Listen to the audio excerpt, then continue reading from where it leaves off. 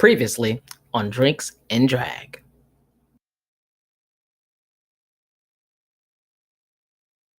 I'll give you a hint.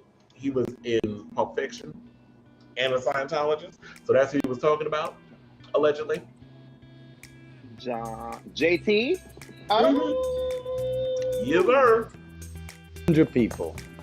And he got in trouble for that. Okay, let's not get you in trouble anymore. My last question. No, please don't. I would choose Tom Cruise because he has all the new fillers in his cheeks, and I feel like that'd be good. Tom Cruise. You know his wife knows about it, right? Wait, Tom's knows about it? I don't know that. The wife knows about it. Well, neither one are married.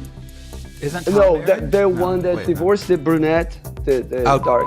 Yeah, she knew about it. She knew that you had with him. No, not that. No. But this sounds like a big lawsuit.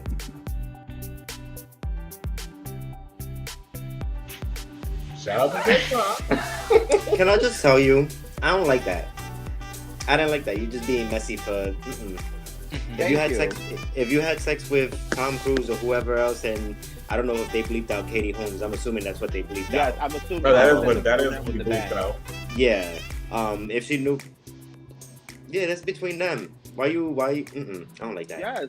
See, this is what I love about this show, because I was like, I want to bring this up, and I'm just glad we got the instant reaction from you, like, I don't like that. Ladies and gentlemen, we are back, and it's time for this past week's The Gaga on Drinks and Drag. With the resident Papi Chulo, Remy. Come get your face beat by the one and only drag beauty queen, Lindsay Aguilera. And the one and only troublemaker himself, Kris Avalon. So grab a drink and come on in, because the lounge is open 24/7. How you doing? What's up, everybody? Welcome to a brand new episode of Drinks and Drag. I am your host / moderator, Kris Avalon. And basically, yes, this show, it's a panel show where we talk about the latest celebrity news, gossip, all that good stuff. So yes, while we don't like outing celebrities, what we do love doing is spilling all the latest entertainment tea and all the things that's going on in social media, celebrity news, gossip, whatever you name it. We love to talk about it on this show. Yeah, we don't always agree, but we always come to a respectable understanding where we agree to disagree. So hopefully those of you who are watching with us live on all of the little streaming platforms, a bunch of them, I ain't got time to name them all because we got an action-packed show, definitely come in if you are going to be watching us live and chime in the comments. We will be reading those comments throughout the show. So without further ado, let's bring in our other fellow panelists. She hosts a show which is going to be going into its third season later on this year. It's called Beat-Face with Lindsay. You know what, you love her. She's always serving looks and fashion and giving what needs to be gave in the looks in the Beat-Face department. So without further ado, let's bring in my sister from another mister, the one and only Lindsay Aguilera. Hi. I was trying to give like that subtle surprise. Hi, how are you? Hi, everyone. You ready for tonight's show? Oh, it's gonna be good. This one's gonna be good. I always say that about every episode, I feel like, but this one's gonna be good. I feel like I'm also feel like this lash is giving me very wonky, very Gia Gunn, and I'm gonna have to speak to her whenever we get caught off. I'm be like, listen, now I feel good. Yeah, but you know me. Always trying to give another look or try to give a little something. Yeah, and I like the photo that you created, that you put up to promote tonight's show. I was like, oh, she's giving Amanda Lepore, but like she just got a whole bunch of surgery up in the face. Yeah. So how are things? How are you doing? I'm stalling a little bit because before we bring Remy in. Everything is good. We've been very busy. Been doing so many like side projects. Yeah, but what was I gonna say? Yeah, getting ready for Beat-Face starting soon. Focusing hard on this show. We're doing extremely well. I love the feedback that we've been getting. It hurts ghetto. We be getting. Ow. I think this is a killer. I did start like 2 hours ago. Oh, what is it? A Casamigos? Your drink to go to? Goes a long way today. I find it funny. You're talking about Casamigos, and it was like one of my coworkers earlier was talking about how he doesn't like light liquor. He prefers dark liquor. He was like, "Oh no, I don't like Casamigos. I don't like all this stuff." And the minute he said that, I was like, "Oh, your name popped in my head because I was like, that's your drink of choice." Yeah. Not everybody likes the light stuff. Some people do like that cognac and things. I mean, that was my, I always say brown juice is the devil, which is why I drink it. But anyway, so without further ado, because we could just go on all day just yapping about that stuff. But let's bring in our resident Papichulo guest. He's been given that name. It's stuck, and it is what it is. And there's nothing y'all can do about it. So without further ado, let's bring him in. He is our Drag Race connoisseur. So anything you want to know about Drag Race and all those things with doing with drag and culture, he is definitely on it. And he has created this Drag Race pool of where he actually said Last Queen Standing one time. I was like, oh, that's a perfect title that we should call this game that we're going to be doing later on in the show when we do our Drag Race recap. So without further ado, let's bring him on in, our resident Papichulo, the one and only Remy. Woo, woo, woo, woo, woo. Hey. Scruffy. Scruffalufficus. Oh. Shit, I wish I could keep my facial hair, but me working with the job that I have, it's like we gotta shave. I'm like, I like having a beard and stuff, but I can't keep it. But whatever. The need for an N95 mask. Oh yeah. Wait, you can have a beard for your job? No, because it's like when you have to wear masks and you're doing COVID swabs and things of that nature, you can't have facial hair and stuff. So good to know. You gotta wear a face shield, you gotta wear a mask. But look, they trying to lift this mask mandate thing, and I don't even like that. So the good thing is, while I know that it might be scary for other areas where they're like, well, they lift the mandate. If you work for like the Department of Health or any of those things, you still have to abide by the mandates, which is actually good, because if you're working in an area where you can easily transmit diseases in a place, because we all know, like, you go to the hospital, they always say some people get sick going into the emergency room. So you go for one thing and you come out with the flu or corona. I mean, you have like 20 other people there with worse symptoms than what you have. Of course, I'm not surprised. Exactly. So, everybody got their drinks. I'm being sober Sally again this week. So I'm drinking my soda. So much for drinks and drag around here. I mean, technically it is a drink. It just has no liquor in it. It's Pepsi. I'm drinking something that we're not being sponsored by, so I won't drop a name, but it's a nice little seltzer bubbly. I love it. We want to talk about sponsorships, and maybe we can drop names. That part, because we definitely gonna need some of those coming soon. But speaking of which, let's just get right into some things, some hot topics and things. Because one person is gonna need a sponsor. It looked like it's Wendy Wiliams. But we'll get to that messy part of it later on. But let's get to this one thing, the main thing. So earlier this week, I was looking forward to taking a break from all things Wendy. I was like, oh, look, it's been maybe an episode or two where we didn't talk about Wendy Wiliams. But this tea that came out in the past couple of days was so juicy, we could not pass it up. So I did an article on Tribe last month where I was talking about the Wendy Williams show is dead. 5 potential people that could possibly be put in to replace Wendy. This is what they calling it, but I called it as I saw it. And Sherri was on the list because it was like an obvious choice, but I had picked a bunch of others. Y'all can definitely check out the article later on. I did repost it on Twitter and Facebook and all that good stuff. But to get to this story, now they're saying it is confirmed that Sherri Shepard is going to be replacing Wendy Williams, but they're saying that it's going to be a temporary replacement until she's ready to come back to the show, and that might be in the fall, which is weird because I'm like, how are you gonna have me temporary? Y'all been negotiating money and this, that, and the third, but then what if Wendy decides to come back? And then what? I'm gonna be out of a job. So do I uproot? Because I don't know if Sherri lives in New York. I know she did when she shot The View for 7 years. I think that's how long she was on it.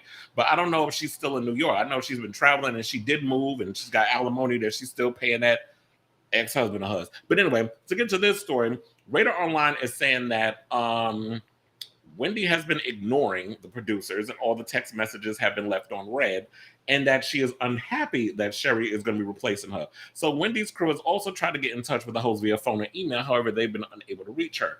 Now, other sources are also saying the following, that she totally disapproves of the sudden switch, saying Sherri does not have Wendy's blessing and all this is all being done without her involvement. Another source said Wendy is extremely jealous and can't stand people filling in for her as it is. It has really hurt her seeing her own fans give Sherri glowing reviews in her absence and saying that production is being very cautious not to upset Wendy's extremely loyal fan base. So they are calling Sherri, who's 54, a permanent guest host, which is a weird title, but okay, we'll talk about that in a second. But basically, it is now Sherri's show. They also say Leah Remini is unhappy about this situation as well because she thought she was in the front running to getting her own show, saying that Leah assumed this was her gig if she wanted it. She hadn't been filling in for Wendy for her own health. She's been auditioning to get her own show and is pissed that Sherri has been offered the job behind her back. So while this is all great and everything, that everybody wants to be out here and get their own show, and you make a lot of money doing a talk show, seems to be a lot of jealousy going on. So what do y'all think about this show? I mean, this topic. I'm glad you brought that up because I did hear about the Leah Remini thing, but it's so crazy how some sources say she was jealous. I remember the week prior, Sherri Shepard, they were announcing that she was, going to get her own show and taking over for Wendy. That Leah has been like shopping and auditioning more for her own show, but she wants to make sure that her show is in California. This show's in New York, so she wasn't betting on taking the slot over because she wasn't willing to go over New York. So it's funny how people hear something like, okay, now you're mad because you're not getting it, but she already knew this wasn't going to be for her. But what she is working on is making sure that her show is a go from Cali. So there's something in the works for her, or she is trying to make something in the works for her, but she knew she wasn't going to touch base here because she's not moving to New York. And then the Sherri Shepard thing, really thinking about at first, since we started Drinks and Drag, right when everything we were talking about, like Wendy and what was happening and whatnot. And I was like, I hope she comes back. I hope she comes back. She's just, needs to get better. And, everyone's like, nope, she's not. My thing is, I really want to know, what are you upset about? Because you're not coming in for your own show. So your own show is going to get canceled, period. Or your show is going to be over. Once this season is done, this is the last season, it is done because you are not reporting to work. You're not coming into work and you're not prepared to come into work. So that show is a go. And for you to be jealous for what? Because you're thinking for yourself, which is very selfish. You have to think about everyone behind the scenes, the crew, the producers, the camera crew, the staffers, the interns. Like, if this show is gone, no one works. So replacing with Sherri, of course replacing with Sherri. That means they have their job still come September. So sorry, no hurt feelings over here. You had enough ample time to get yourself together. And there are two things going on here. Either you can't make it to work and you're struggling, or you're being selfish and you don't want to come in, but you don't want your show to be over. So don't worry about it. It's not going to be called the Wendy Williams show after this. After this summer, it's going to be gone. Wendy Williams is gone. Remy? Yeah, I was going to say, I don't think she's really in the place to be making those kinds of decisions or like calling those kinds of shots because she hasn't even been to work. Wendy, I mean, she hasn't even been to work in it's been over a year, no? So honestly, while the show has your name on it, you are not in a state, allegedly, we don't know if her mental health declining and anything is true, but from quiet as it's kept from the streets, is what they're saying is that you're not in the state to make these kinds of decisions. Like, you have to take a seat back and focus on you. And I think that that's what you should do. Whereas Leah Remini feeling some type of way, I get it. Okay, but Lindsay just made a bunch of points, and they're all very valid. Like, you don't want to pick up and you don't want to move. So, like, really, if someone else got the job over you, why are you getting upset? It happens every day. People get chosen over other people every day. Like, just find a new gig, find a new opportunity. Maybe she just needs to check. Unless they're still doing King of Queens reruns on whatever network that came on. Yeah, I know Sherri. Leah recently got into it with David Miscavige, who, is part of the head of Scientology. I've been reading a lot of stuff because I follow her on Facebook and Twitter and all that stuff. So I saw that she recently got into the dates. Where's the wife, David? Just ask her. She's still missing, allegedly. Yeah. So, she's been going back and forth with Scientology with a whole bunch of other stuff. And I know she's been producing things and she has a podcast and that sort of thing. But the reality of it is, I do agree with all of you in the sense, especially you, what you said, Lindsay. You made a valid point in regards of, you have to think about the bigger picture. Wendy Williams doesn't work and everybody's going to be out of a job. Then what do? Why does this kept? There's not a lot of shows being produced in New York as it is. We do not have a lot of shows. I mean, y'all could be focusing on trying to help Nick Cannon out with it because another quiet as it kept, ain't nobody watching that crap. He out here, he got more babies than he do rape people watching his damn show. So.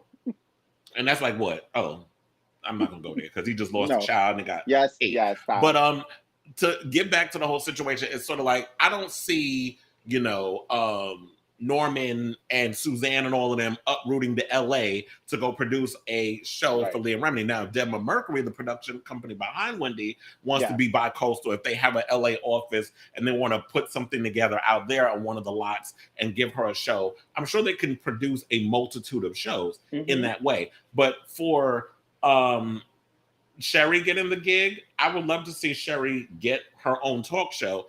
I just don't like the way they're going about it with this this temporary, permanent, whatever the hell they're calling it. And it's like, well, Wendy's not showing up to work, so they're just going to plop you in the purple chair and you're going to do everything and have her people, and they're probably going to give you the same concept. But is it the Sherri Shepard show? And then also, are we going to be interested in a Sherri Shepard show once the dust settles and all of a sudden Sherri's name is on the marquee and there's no longer Wendy's? Are we watching the show because all of these people that are temporarily filling in for her, are we seriously interested or genuinely interested in a Sherri Shepard talk show?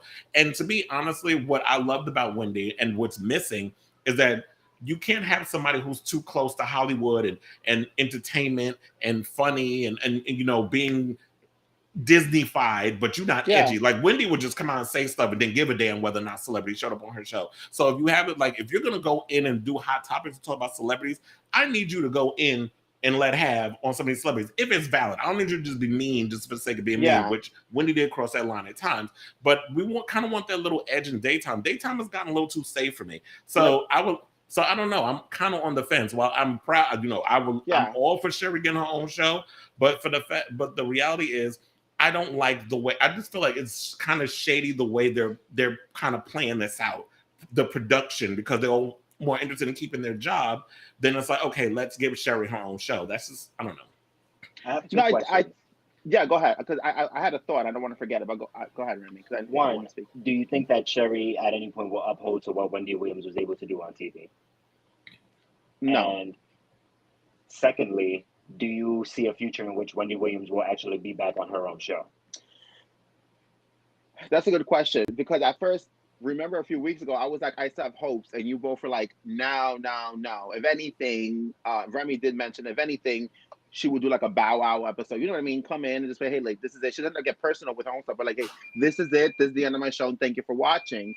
But at this point, based on everything that's going on and her outside drama, which we're going to bring up a little bit later, it's, no, I don't see it for her. I don't see it for her. And what I was also going to say is, for Sherri, I don't think she's going to, it's two different styles. Wendy was shady shade and was saying things that we were thinking.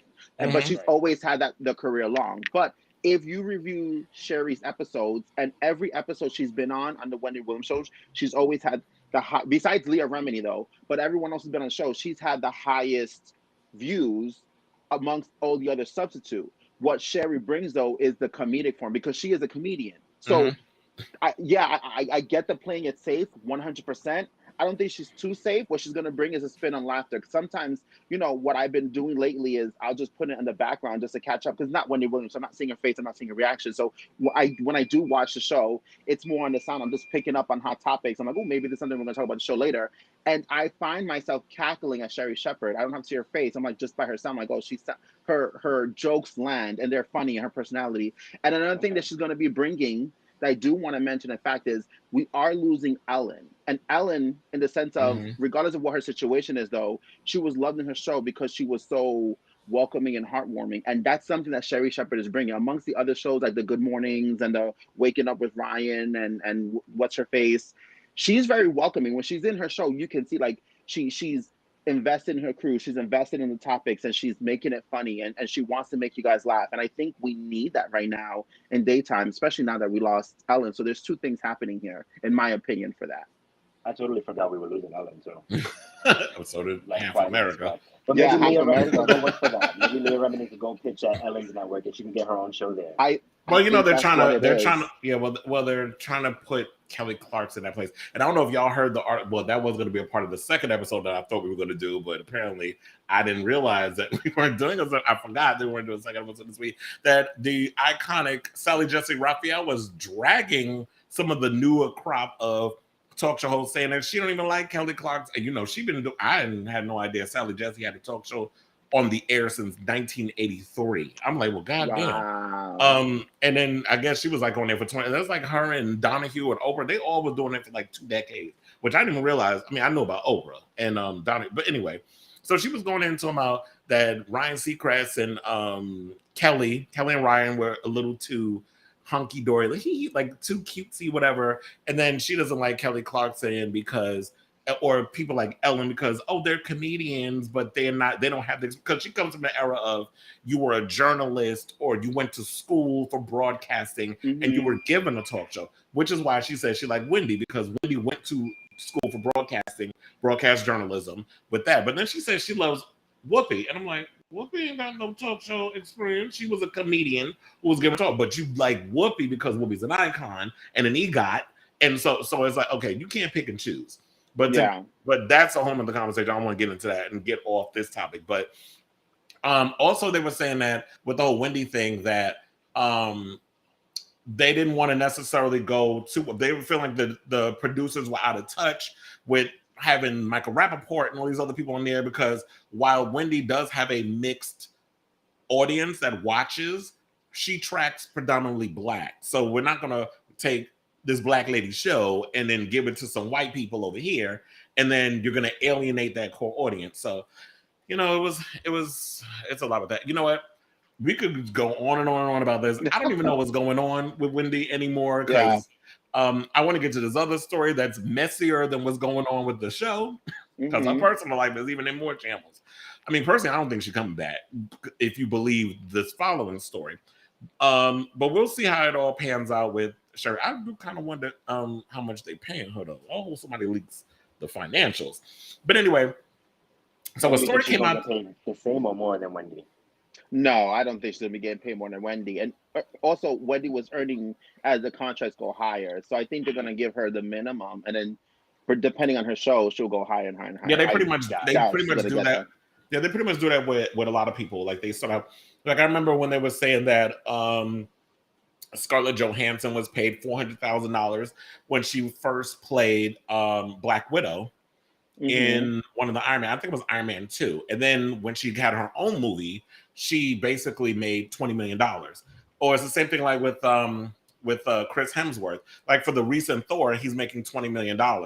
Whereas in the beginning, he was making less. So that's how it basically is. You start out with, they give you the lowest ball number. And then the more, once your contract is over, you renegotiate for more money. So I'm sure that's probably what they're going to do with her. Because Wendy's put it, she's been doing, I guess we can't count this season. So we'll say 12 years she's been doing this show. So yeah, she's made a shit ton of money. But apparently, Wendy is saying, bitch, I need to get a hold of my money, because she is fighting with Wells Fargo. So apparently people are saying that she is an incapacitated. Why can't I talk today? Anyway, Wendy Williams is an incapacitated person who needs a guardianship. This is what Wells Fargo is claiming today, because, earlier this week she's been fighting back and forth with Wells Fargo. So Wells Fargo sent a letter to New York Supreme Court Judge Arlene Bluth requesting a hearing to determine whether Wiliams, who has not hosted her daytime talk show since July 2021 due to ongoing health issues, needs a professional to intervene in her affairs. We are concerned about Wiliams' situation, attorney David H. Pikus wrote on behalf of the bank in court documents obtained by, there's been a lot of people. The Jasmine Brand's been talking about it. They did a full expose on Chronicle Speaks. It probably is there already, I'm not sure, but it's going to be linked down in the description. So if y'all want to click that open and get the whole blowout, lowdown, layout of the whole situation, I'm going to link y'all to that, because Chronicle Speaks has been doing a phenomenal job putting all of this lawyer documentation out. It's way too much to explain, but we're just going to give you the basics here. So they said, it's our hope that the guardianship part of the court will imminently appoint a temporary guardian or evaluator to review the situation and ensure that Williams' affairs are being properly handled. Now, this all is happened after they said that she had to get a power of attorney in hopes of gaining back access to her frozen bank accounts. She had fired someone that she had been that has been working with her on her bank stuff for 15 years. And this lady wound up saying that she isn't of sound in mind, which caused them to freeze her assets. So she has not been able to get her hands on her coins. She can't pay her bills. She can't pay Kelvin. She can't give her son his little allowance.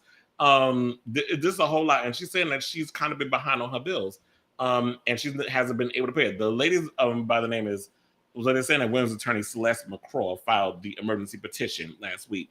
So they've been having her assets frozen for the past 2 weeks. So I don't know. It's been a lot. Wendy apparently can't get her hands on the money. They're saying she's crazy. They're trying to turn her into basically the talk show equivalent of Britney Spears. They're trying to put her in a conservatorship. So I don't know. What do y'all think there's some truth to what's going on? Listen, I don't want to sound insensitive because I've been rooting for we've all been rooting for you. No, I don't want to sound insensitive, but we've also heard that is a true statement throughout all the rumors since this has happened, since her not coming on the show, is that she doesn't speak to anyone except for her manager. She doesn't speak to her co-workers. She doesn't speak to the producers. She doesn't speak to her manager. Her manager, but the other managers of the show. She doesn't speak to her publicist. She doesn't speak to anyone. So my thing is, this doesn't help you because you're not speaking to people. You're not giving people an update. You're not telling us what's going on. And as of right now, your manager hasn't said much either, that old man. So, this is not helping your cause. If anything, this is going to give more of a reason why there's a halt to your funds and everything is frozen because, girl, you trying to be like very Grey Gardens over here behind the big giant bushes of windows and you don't speak up. So you need to do better. Like, you don't have to tell your business out, but you need to start talking. And if you're feeling better, hey, I'm feeling better, but I can't come to the show. And this was going on, and that's what's going on. You need to speak to the right people. If you're not going to speak up, this is what's going to happen to you.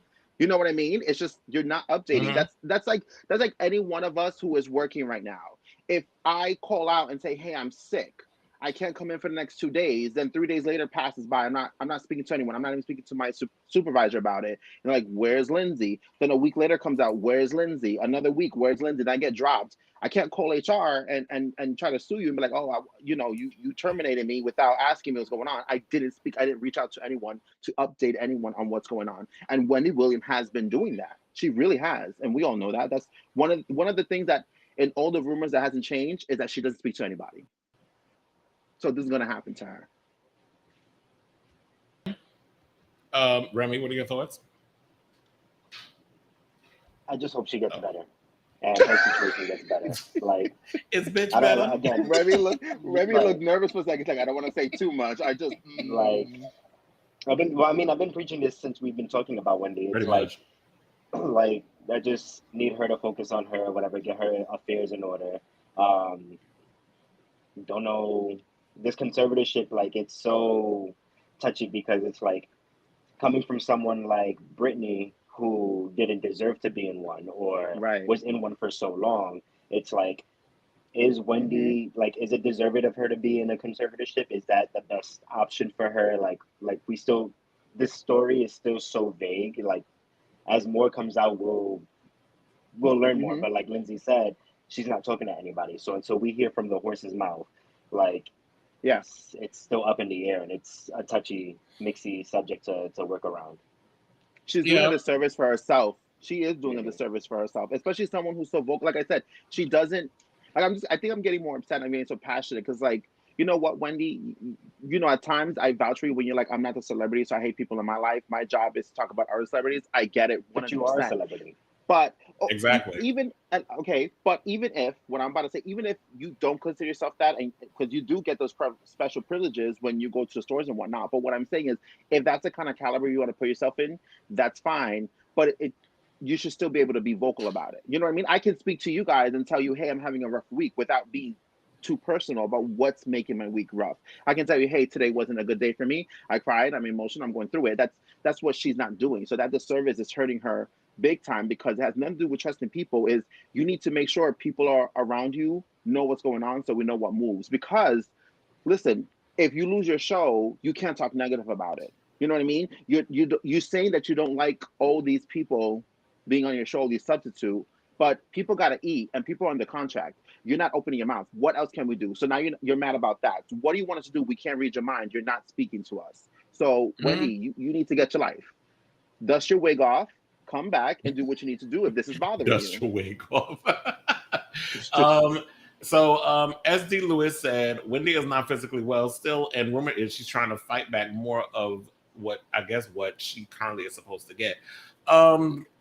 Look, I don't know. Honestly, like whenever we have these conversations about Wendy, it's like I don't even know what to think anymore. And I've said this many times when I've had comments, like when I've been posting things about Wendy and stuff on my Facebook, and then people in the comments, oh, I'm waiting to hear it from her mouth. And I'm like, you're not going to, because Wendy has always been the person that will tell everybody's business and get paid lovely for it, but won't talk about her own shit whenever she becomes the hot topic. And it's like, you cannot pick and cherry pick and choose the surface stuff that you want us to know. But then when it comes down to the real meat and potatoes, you want to hide and duck for cover, whatever the case is. So now we got all these other people that's coming out and spilling all your tea. Like, you ain't tell us nothing about your whole divorce. You was about he ain't going nowhere, this, that, and the other. And you had Chronicle Speaks, all these other websites that were spilling. And who was it?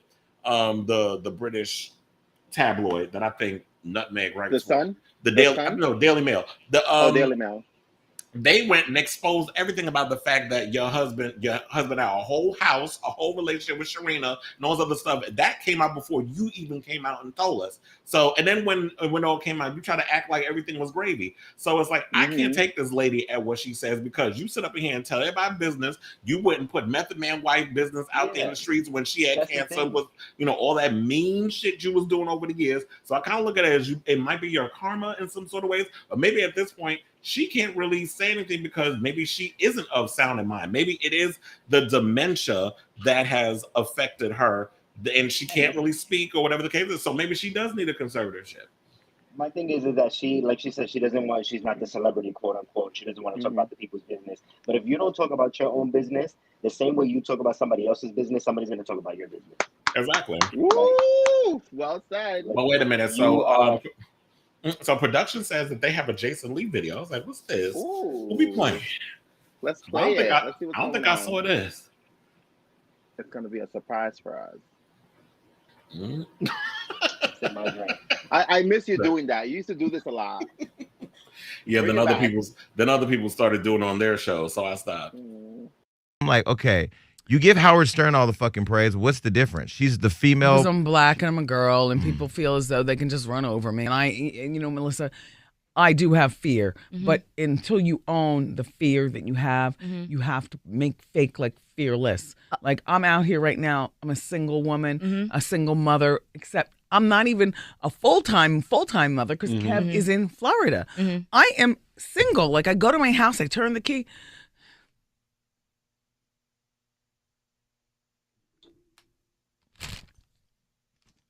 Packing up my stuff and leaving. Well, listen, if you ever need somebody to come I and didn't sleep ask over, for any of this. I don't need a sleepover. I just told you I got men's in them. I'm going home. Okay. I'm leaving right now. Before you leave, I didn't ask for this. Wait, can I say one more thing?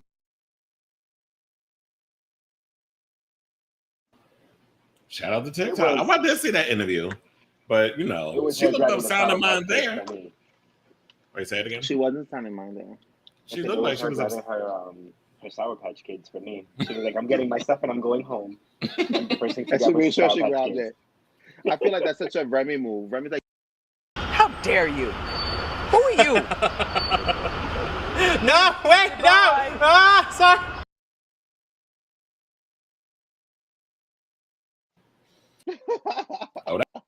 That's the ultimate shade. We need to keep that. Rolling your window and just drive off.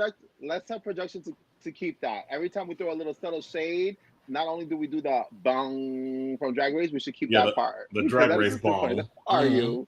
Did I ever tell y'all about the time she duly noted? Wait, who? No. Yeah. When Wendy came to my job, like 4 or 5, 6 years ago, sometime around that time frame, one of the people at my job, they saw her and they was like, "Oh my God, Wendy!" Like real hype, and she was like, "No, like cut that out." I heard she does. So it doesn't surprise me that she rolls up the window with that person. I heard she does do that. I mean, she's admitted herself a few times on her live show.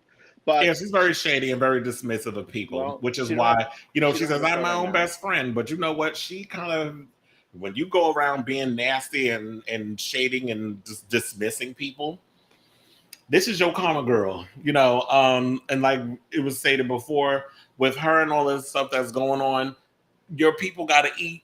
They got to be able to survive. We can't sit and wait on you if you're not going to pick up phone calls, if you're not going to communicate with the people, even though your name is on the marquee, you are in charge of all these other people. And if you're not of sound in mind to speak to these people, or if you're being jealous or upset, and Wendy has stated throughout her career, so I believe that, like, she's jealous of the people that's filling in for her. But Heifer, if you're not showing up to work, what are we going to do? Like, just sit at home and collect unemployment? Like, we got to work.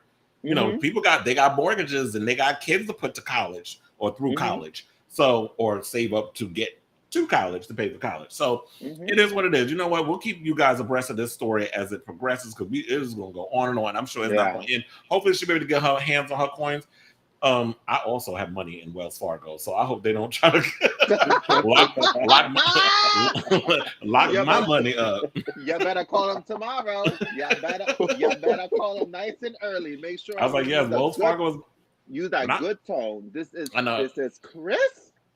Good morning. I was going to say, when I first heard this, I said, oh no, what, not Wells Fargo? And I was like, wait a minute, I got money in that bank. Because I remember hearing there was a story that came out a couple of years ago that they were doing fraudulent bank accounts and opening bank accounts, and they were getting kicked. The people that was running it was getting kickbacks off of that. There was a whole scandal. I'm sure if y'all do a little googling, a little Spectre gadget work. I mean, their logo. Listen, their logo is of a horse carriage running. I can't trust you. Goodbye. I can't. Goodbye. I'm not. Okay. Speaking of things, let's talk about some dick, because apparently there's been a lot of it floating around the internet this week. Started out with Nelly showing off, his country ding-a-ling online, and then we got Fizz showing his little fizzy pop, and then we had a rapper who I've never heard of by the name of Isaiah Rashad, who this morning, because shout out to EJ's man, put that up in the group. I was like, who is Isaiah Rashad? And all of a sudden, I'm seeing two dudes on their knees slobbing his knob, and I saw that video. It looked like a wait. I was on Twitter this morning, and I saw people talking about Isaiah Rashad. I'm like, who the fuck? Like, I don't know if it was like some character on Power or what. Like, I don't know what was going on. But now that you said that, I need to see the receipts, because we can't do it on YouTube.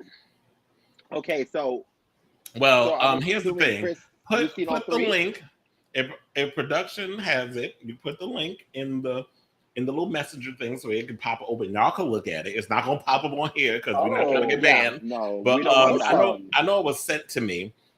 If I have time, I'll look for it and then I'll send it. But we're doing the show, so let me continue. Yeah. So anyway, so it's been a week ago, and I said this is his karma, because last week Nelly was up in here talking shit about Madonna and that botched booty, telling her she need to cover it up. And here you go, having some girl give you some sloppy toppy on social media, on Instagram. First of all, it was in his Instagram story. So I'm like, was he banned for 24 hours or blocked or whatever? Because, whenever we gays post anything mildly inappropriate, y'all want to block us. But Nelly goes and has some girl who was slobbing and making all kinds of unnecessary noises. Like, girl, you need first of all, he need a gay man on that knee, because she ain't know what the hell she was doing. I was more distracted by them eyelashes than anything.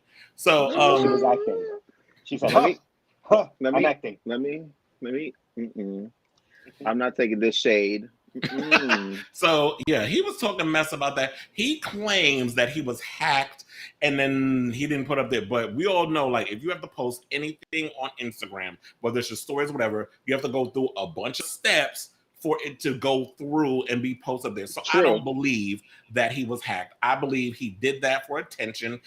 I word on the curb was he had a new song or something else coming out, and now I think that was just his way of trying to promote whatever he was promoting. Then little Fizz and little Love and Hip Hop, cute on the outside, but when we saw that old Super Mario Brothers mushroom penis, I was like, child, put that away. And you know, he got an OnlyFans, but I'm like, you better go back and grovel to Miss Mona Scott and beg to give you a raise or something over at Love and Hip Hop, because what you got down there was not working for me. I like it. I said it was ugly. It's on the episode. No shade, but it was not a cute penis. I like it. And you know, there's some ugly ones out there. There is. Oh no, there is. Oh, there it is. What I'm gonna say is, I liked it. I was like, okay, it wasn't, you know, but I'll still talk to him. I'm still interested. I didn't see Nelly's, but I also heard Nelly didn't get a good review either. I thought I sent y'all the Nelly one. Unfortunately, my phone is very vanilla like me, and we don't like those kind of things. I couldn't open it. It wouldn't allow me. Fizz, on the other hand, I feel like he directly sent it to me, so I was able to catch his. But Nelly, I didn't get to see, and it's so funny because I'm like, I really can't open it. But, you know, Remy made a nice little joke about me saying, well, you're so vanilla, you're not pruned to open this. That wasn't my words verbatim. No, not exactly, but no, I same saw sentiment. all four. I saw Nelly, I saw Fizz, and I just saw the two of Isaiah Rashad, because it's two apparently. And it is. All I'm gonna say is right now, white flag for Isaiah. Like you're one. Oh, really? Oh, I need to see this then. Like I didn't know who this was. I just saw a picture of him prior, and I see his face. I'm like, okay, you look good. I wouldn't want to be either of those three people in that video, but in those videos. But right now he's winning.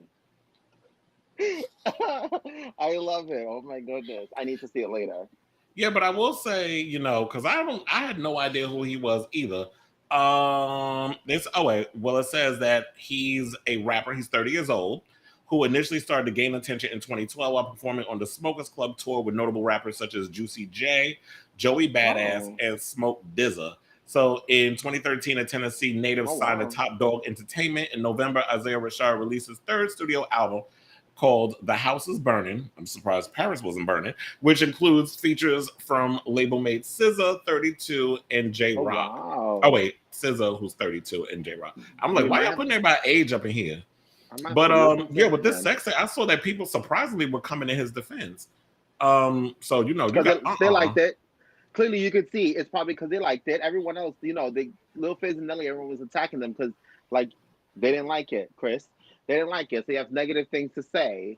But you see people come to his defense. Can I tell you, side note, though, that is one of my biggest fear. Like, I want to, like, post something up that I want people to see, but I don't want to accidentally send either a message or a lewd picture or video either online somewhere or to the wrong person. That is one of my biggest fears ever. I was gonna say maybe Nelly tried to meant to put it on the close friends, but even still, like that's not. No. I did find it funny when somebody posted a post of me listening to Isaiah Rashad right now, and it was like, remember the little meme that's going around with the white boy who's doing like the horrible rat and the queen that's sitting next to him doing it. I hollered when I saw that.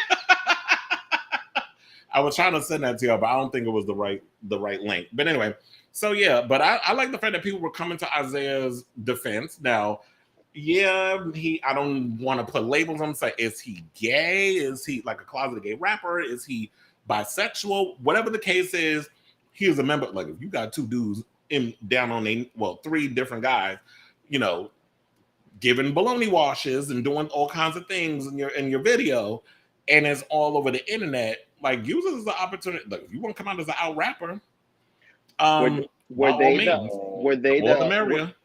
the three guys from that T-Mobile meme that we always be watching? Oh my God, no, not at all. Saw that one? Not at all. Can I tell you, just now, this picture was popping up, and I thought the actual photo was gonna come up. I'm like, oh my God, no, we're gonna get banned. No, yeah, let's not get banned. No, you know what, Lil Fizz can still look at him. He can still get it. He's cute. He can get it. He can get it every day. He definitely Lil Fizz literally looks like he could be my cousin. So, like I have relatives that look like him. So, but just that it was just an ugly dick. And you want to know something? I need to point this out. So you self-righteous mother fathers that be all over social media to my mommy slut and body shaming and talk about women and y'all want to go and talk about Peen. Shut the fuck up, please. Because y'all just be doing too damn much. Like, look. Y'all gonna put y'all shit out there. If it's ugly, it's ugly. And I'm gonna say what the fuck I want to say. I don't give a damn what y'all say. So, you know, it was just getting on my damn nerves how I would see a little side damn comments on Facebook, not necessarily mentioning no names. And if I felt a kind of way, I guess you could tell in my tone. But you know what? I'm gonna say what I want to say. If you got an ugly ass dick, I'm gonna read you. And if you're gonna sit here and talk about women's bodies, which Nelly did last week, I'm gonna talk about your mediocre looking digger-ling. So what's good for the goose is good for the gander. We're not going to do this whole, you know, it's all you bitches with your own goddamn body dysmorphia issues that's really feeling a kind of way. Or probably got mediocre dicks your damn selves. That's why y'all was triggered. But yeah. Rant over. How you really feel? You know, rant over. We should do a segment called "What Grinds Chris's Gears" and just add these little moments. He's gonna need it. Oh Lord, don't give EJ no ideas now. Like, what grinds my gears? And that's gonna be a rant. Cause that is annoying. It's like, I hate when these self-righteous people be all over social media getting mad. Like y'all all of a sudden y'all want to be like y'all some damn saints. I read some of y'all comments and the shady shit y'all be saying inadvertently, but all of a sudden now we talking about you know, small dicks or ugly dicks or medium size. Look, I get it. Look, I know it's shocking for some of y'all out there to believe this, but not all black men have big dicks. It's like, it's not, you know, that whole stereotype that they like playing. There's white men out here who got ginormous penises too. Y'all don't want to talk about that. Y'all always want to equate black men with having these ginormous dicks. So when it doesn't live up to your fantasy or the stereotype, y'all want to be out here making little comments. But I'm going in on Nelly based off of what he did last week to Madonna. So if like you're going to talk mess about, it's not me defending Madonna, but it's you're being misogynistic towards a woman. But now that the shoe's on the other foot, you all of a sudden everybody out here want to give him leniency. No, be fair, 100%. Exactly. I'm the same boat. So, but I will say, if there's someone wants to keep leaking these photos, I'll take them. I won't mind looking. Oh no, Tammy's frozen. She's acting. Okay. What's the next story? People. Well, speaking of people who are saying that they feel like I'm acting. Life isn't fair. Let's talk about Abuelita Lopez. No, we're not doing that to the queen. Let's not. Okay, so she recently did an interview in Rolling Stone talking about how she feels like she's an underdog and she's scraping from the bottom. Now she's here. So now, while Lopez seems like the definition of Hollywood A-list, which she is, by the way, performing at the Super Bowl, dating former Flame and Oscar winner Ben Affleck, the Marry Me actress admitted there are certain stereotypes she just can't shake. She says, I always felt like I wasn't the one that was supposed to be in the room. That's part of being Puerto Rican and from the Bronx and a woman. Not being born into a family with money, not knowing anybody in the business, I went out there and said, fuck it, I'm going to just try. I'm going to try to get in there. She also went on and stated that letting her fans in, there are no rules when it comes to success, even if she feels her peers and critics don't perceive her to be in the same standing. She says it was just 25 years of people going, well, she's not that great. She's pretty and she makes cute music, but it's not really this and that. You know, I think I've done some nice work over the years and some really nice work, but there's a club that I just wasn't a part of. And I always acted like, yeah, I'm good, I'm fine, I'm okay, but it hurts to not be included. I don't know if I will ever be. There is an inner circle like we are the great artists, and then there's the pop artists. So she was saying, you know, she's basically saying that she feels like no matter how hard she tries, she doesn't feel like she's included within the elite and the A-list. Do y'all agree with her, or is this basically like, girl, why are you whining? And especially when you got one of the greatest careers going right now. No, you see, we got to be fair. I mean, I'm just asking. You like to post certain things that makes her funny, and it's funny. I'm not calling you out on but well, you know, I have to throw in a joke. Say, no, of course, but I think it's funny, and every time I come for you, don't always be like, don't come for the Queen J-Lo. Yes. You know what I mean? Listen, this is the thing. We always joke around whether she sleeps around with too many men or she's not a good singer, she's not a good vocalist, she's not this, she's not that, she makes crappy movies. But the thing is, her work ethic is like those of Madonna. You work extremely hard and you do what you got to do. Whether people are gonna like it or not, you're gonna achieve your goal and get there. But it's not as easy as a lot of other A-listers, like the Julia Roberts of the world, like the Scarletts of the world. You know, when you think of actresses, let's be frank about it. Whether her film does good or not, like The Hustlers did really well when it was released like a year and a half ago or whatever, and the second act did really well during the Christmas holidays, but not at a caliber where these other actresses, like I just mentioned, are like, oh, you know, that is an actress, that is an A-lister. She is an A-lister, but she's an A-lister because of the amount of money, the amount of jobs, and the attention she brings. That's the only, like, it's almost like you're sliding through the doors because of this caliber, but you're still not respected from the people around you. You know what I mean? And then when you think of singers, I mean, I have tons of friends who like, you know, oh, I like J-Lo, oh, I know some of her music, but when you talk about who are your favorite singers, you don't mention J-Lo. J-Lo is not at that caliber, but she is a singer and she released records and she sold millions of records, and I think that's what she's trying to say. And this goes back to, yeah, like, you know what I mean? Like, you can't compare with the Arianas, you can't compare with the Mariahs, you can't compare with the Christinas. She is not that type of girl. You can't compare her to Sabrina Carpenter's either, like, or the Britneys, like those kind of pop stars as well, who are not really vocalists, but they can hit a tune here and there and they make it cute. She's not, but she works extremely hard for it. And that's what I think she's trying to say. I don't think she wants pity from it. She's saying that she had to work damn hard for where she's at. And yes, she's an A-lister, but is not credited the way the other A-listers are. And you know what's so funny? That this story reminded me very much of, like, it's so funny because the Kardashian popped up, like the Kardashians. Because at the end of the day, whether we like them or not, they're A-listers too, but they're not respected either. Again, they're in A-listers because of the amount of money and what they sell and their brand and this and that, but they're not respected. You know, they go to an award show, they're not respected. Madonna, you know, for many years, Madonna had to work extra hard to prove herself and show off, you know, her skills. But, you know, even people like Cher, you know, dragged her here and there. So, oh, she's not a really good singer. She's not this. I think Barbara Streisand at one point even mentioned it. You know, she's not a vocalist. She's not this. She's not that. She's not this. And, you know, she had to make her own movies. She had to produce her own stuff and work really hard to sell concerts and stuff. So, you know, I get it.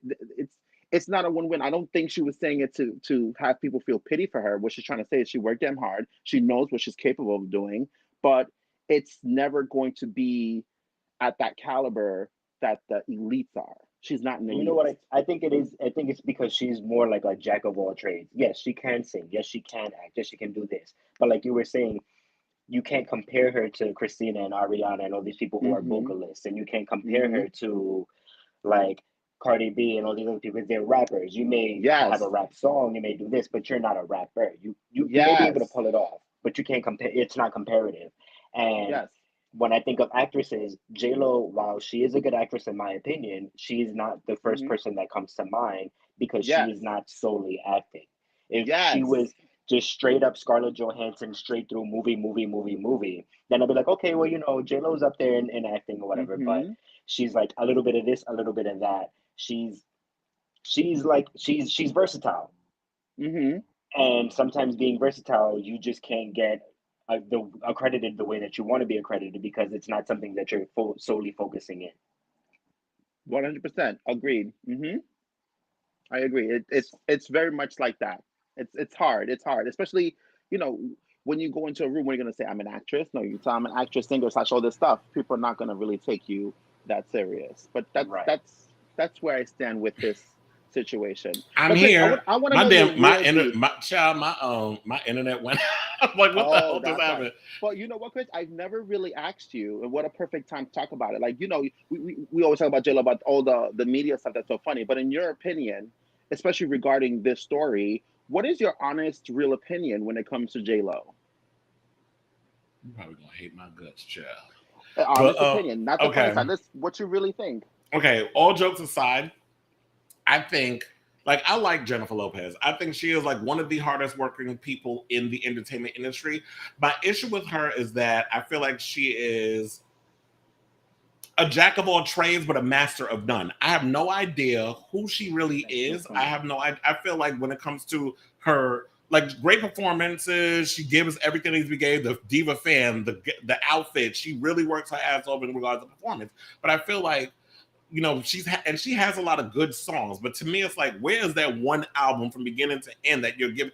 Like, when you look at certain artists, when you look at a Janet Jackson, like Rhythm Nation, automatically that's like the album that everybody thinks about that solidifies, like, you came out with a concept, you're talking about racism and all these different things. When she came out with the Velvet Rope, it was about sensuality and sexuality and things. When you look at Madonna, like, she had the disco record, The Confessions on the Dance Floor. She had, you know, her breakout, what was it, that big groundbreaking record when the industry took her seriously with what was the album?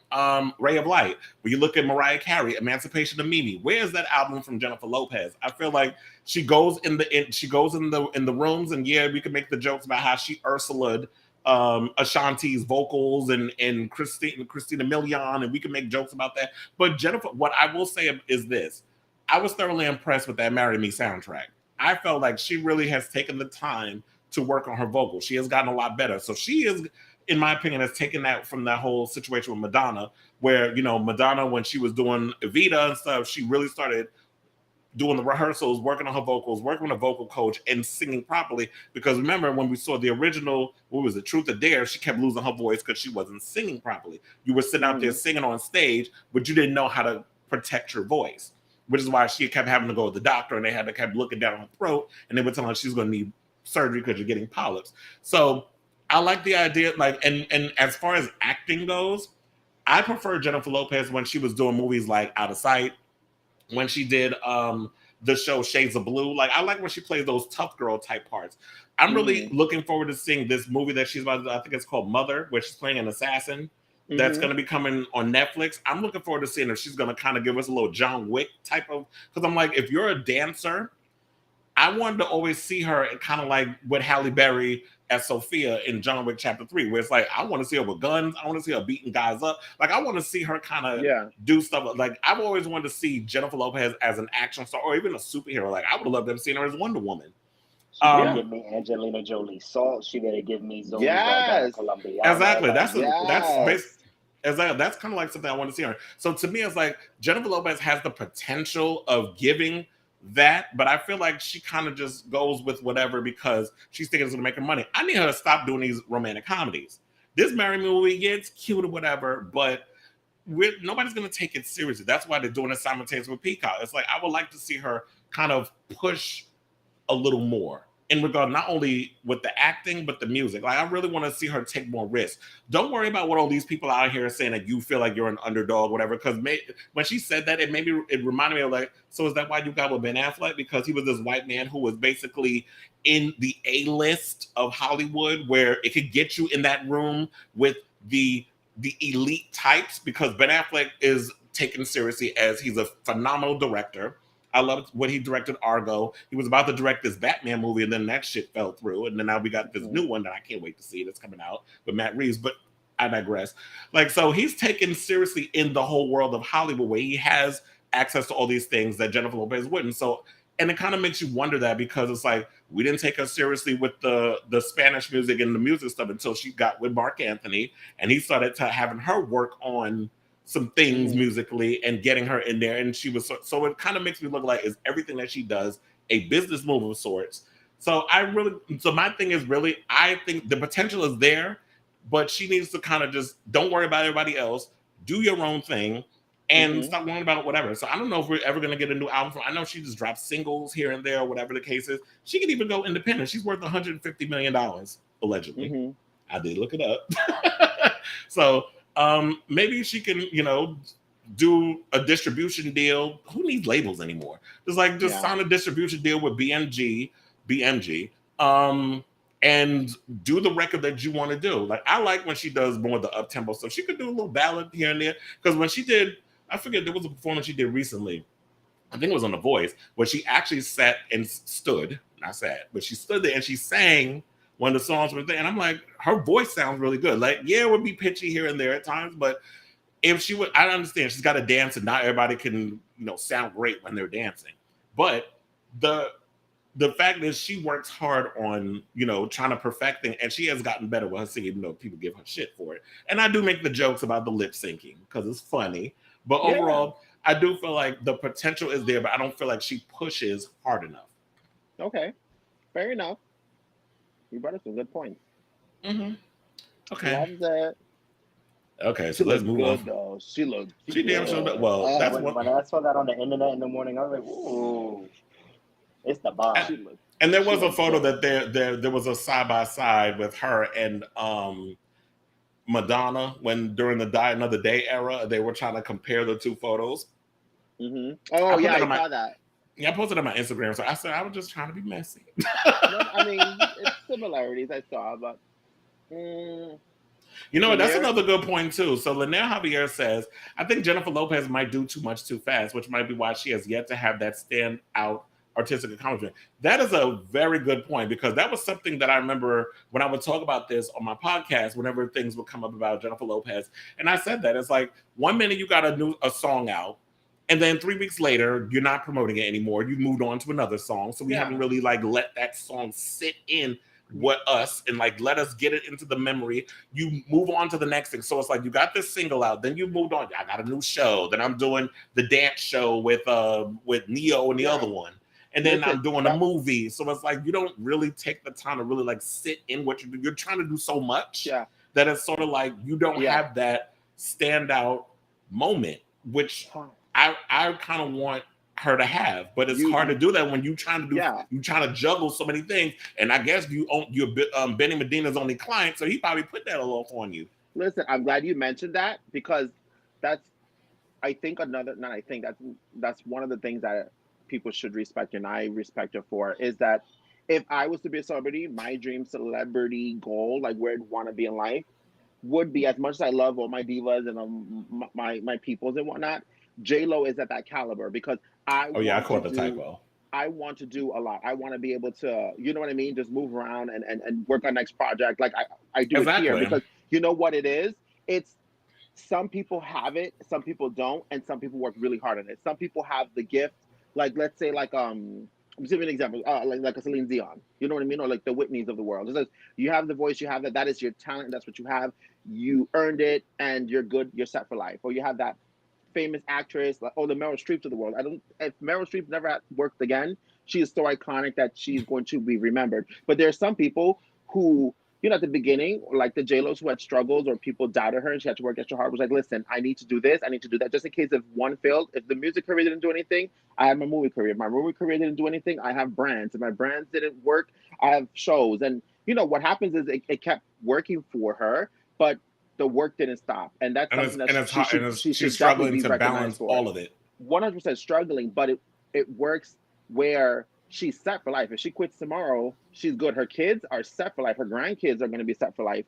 That's someone I would want to emulate as well. I would rather do a lot and have all the blessings and incomes than someone like, okay, I'm gonna say this, I've said this many times before. Someone like, let's say, my diva, my queen, like the Christina Aguileras. She is a talent, but she comes every 6 years with one album. Like her work is music. You come out every 6 years, it's like, you know, you're getting to the point where that age where pop music is not the same for you. No one's following you. So although we know who Christina Aguilera is, if we heard her body of work tomorrow, we will like it and we dissect it and we know what it's about. But a new person from 6 years ago who never really followed her, may not follow her, may not even know her album's out, no one's purchasing it. So you're losing on sales. So what artist or what celebrity do you want to be? And do you want to always be working and always be successful, or be that one person to take your chances, come out every 10 years and fizzle out? I mean, I'm not hating on her success. What I'm saying is I mean, she could do those things. Like if you're going to do a TV show that's like 8 to 10 episodes, that takes like what? 3 months. You could spend the 3 months doing or 2 months doing a movie, depending on the size of the film. It's a small independent film that doesn't take long, so you can, like what she said, it took her like almost under a month to shoot Hustlers. So it's like you can do a multitude of movies, and then I don't think it takes a lot to make an album. I mean, unless you have a clear idea of what it is you're going to do, and you sit down with your songwriters and y'all come up with concepts and stuff. So it can all be done. It's just, you know, I guess you just need to figure out how to balance it out. But at the end of the day, she can still, you know, just do what you do. Don't worry about whether or not you're gonna be accepted. Like, look, these snobby nose folks that run Hollywood, they're always gonna look down on you know, people of color as, you know, regardless of how hard you try, you're never gonna. It's very high school. So no matter how hard you try to be a part of the elite, they don't want to let you in our inner circle. Then girl, make your own circle. Do your own thing. It's kind of like what I say when people bitch about the lack of representation at the Oscars. Create your own Oscars. Stop looking to that. But I get it. Y'all want to be a part of this big thing. But if they're not going to accept you over here, create your own shit. That's what I'll say. Now, let's move on to this hot ass mess. Sailor Moon is up. Hi, Sailor Mermaid. How are you? So there's been so much going on with this whole Kim and Kanye. Sailor Mermaid is here saying, hey. So I don't even know where to begin with this whole Kanye. I mean, well, Kanye, whatever you want to call it, situation. Like, he literally was going in on Kim, but I think it all started because Kim basically went and said that, you know, she tried everything she could with this relationship, and then she was at her wit's end, and she chose her because she is on the cover of Vogue that I think the picture came out today. Production has it. We'll throw it up throughout the show. People are upset about that, by the way. We're going to get to that in a moment because I was like, let's bring this all in because it has to do with the situation because Andre Leon Talley was not put on the cover of Vogue, the recent one. Instead, they have Kim. We're going to talk about that in a second because I got some thoughts. And I think the internet, y'all are wrong for going in on this whole thing about Kim being on the cover because I'm going to explain it in a second. But he basically said, well, she basically said Kanye's constant need for attacking me in interviews and on social media is actually more hurtful than any TikTok North might create. Okay, so this all stemmed from because he said that he don't want his daughter on TikTok. Kim is saying that she doesn't have a TikTok account. They have a joint one where she monitors what the child is doing.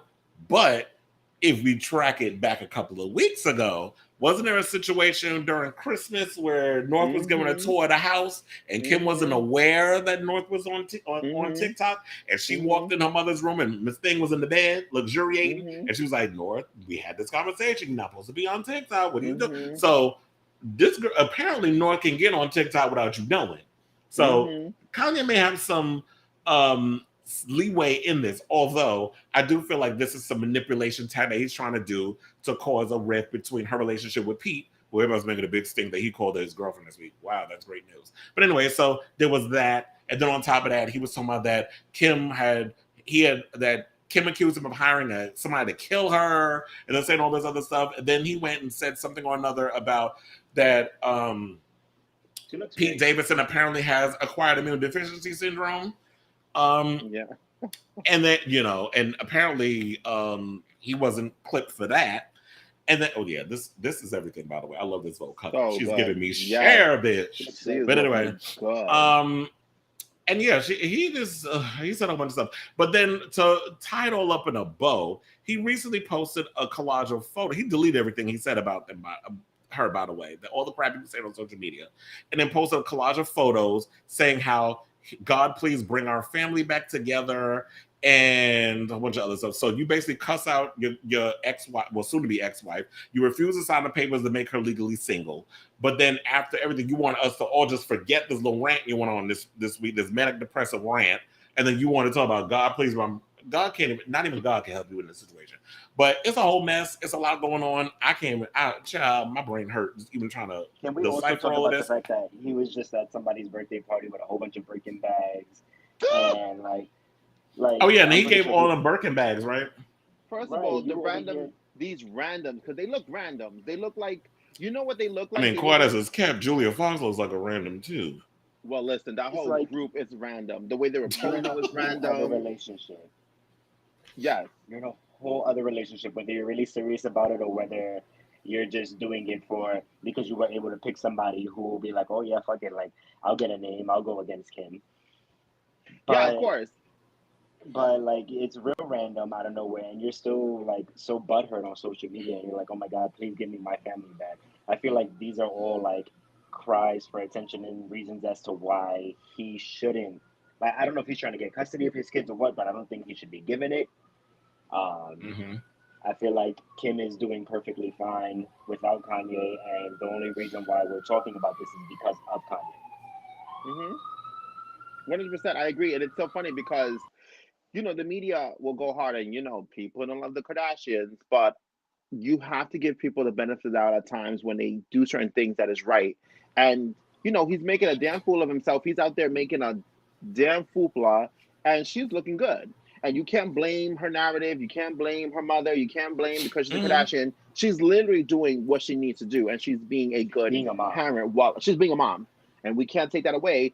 And here you are doing these shenanigans that it just doesn't, like, he needs to really push back, because if you really care about your kids are going to see this stuff as they get older. This will forever be stapled through YouTube and the medias and, you know, in the news and articles. The same Like, way they're he's going to concerned read about it. North getting on TikTok, he should be concerned about North getting on Google, Googling Kanye West and all of this popping up. Exactly, because I don't think any of these kids are homeschooled. And I'm sure, like, because I always think about that whenever kids go through situations when your parents are in the public eye and they're going through a messy divorce, whatever situation, I always put myself in that situation is as a kid of these crazy ass parents, whoever they may be, not just going with Kim and Kanye, just in general, that I'm walking down the street.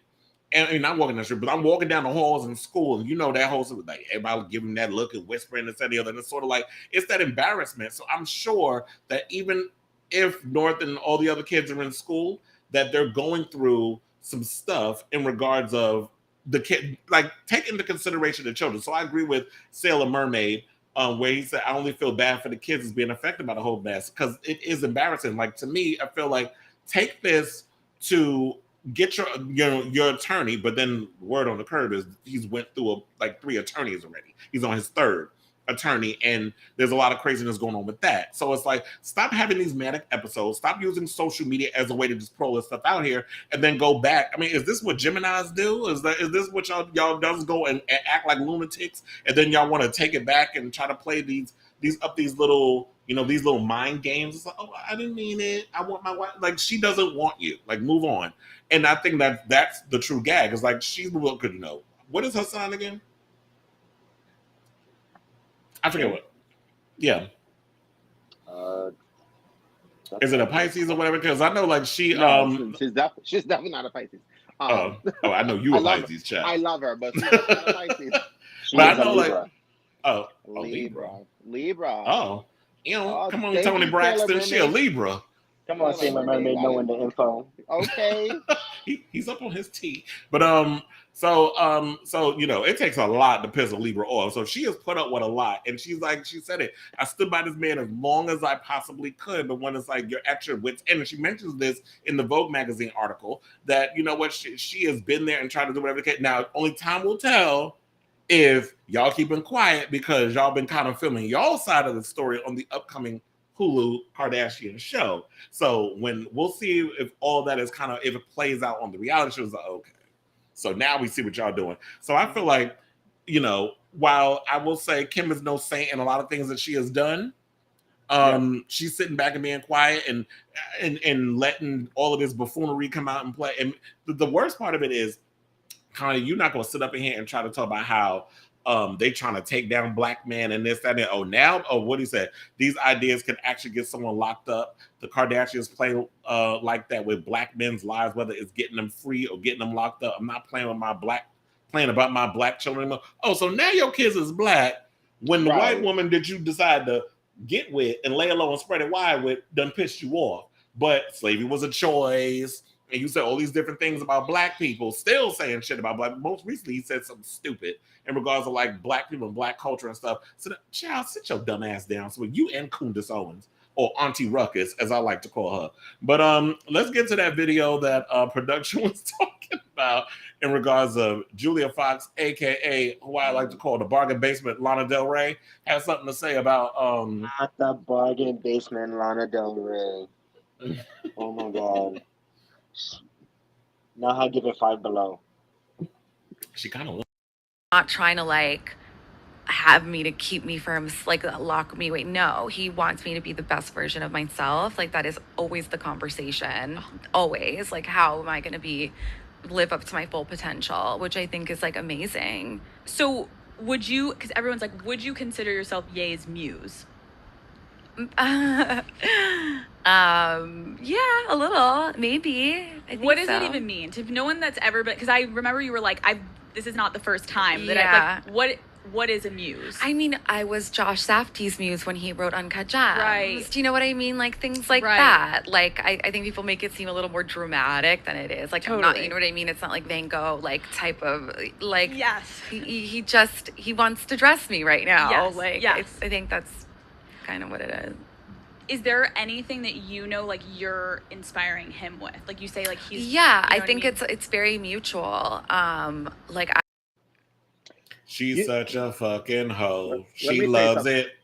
First of all, I I only got never one thing heard. to say I about never. It's the I, vocal fry for wait, me. I Like I never do heard. not think that's how she talks. I never heard her speak, and Oh I my was god. like, I was like, I literally want to take this wig off and smack She this says wig on her chin. meow. I love that she was able to get veneers because all I could notice was the list behind her new teeth. That's all I could notice. Yeah. With that and her vocal fry. Okay, she probably pawned one of them Birkin bags to get them down. teeth. You said Another thing- Jake said who even was that? Another Julia thing Fox. I also saw this video. It was a clip. I should have brought it to you guys earlier. I didn't know we were gonna dive in deep and unless as far as this conversation where they were going to some fashion show. I don't know if you guys seen it, and Kanye comes out and then she comes out where she has like the big giant raccoon eyeliner. It's like comes up to her eyebrows, I saw that. And then she waves and he grabs her arm and like directly just like goes into the place. And I was like, ooh, he's a little rough. Seeing that video, seeing this conversation she just said about her talking about Kanye, and seeing what he did with Kim, I don't necessarily see these females. I don't get it. She's saying, oh, he's trying to make me the better version of me. I think that's what he's saying to you. But when I'm watching this, and I'm no, well, let me put on my little glasses. I'm being a therapist. Therapist Lindsay. Last time I was Dr. Lindsay. Today I'm therapist.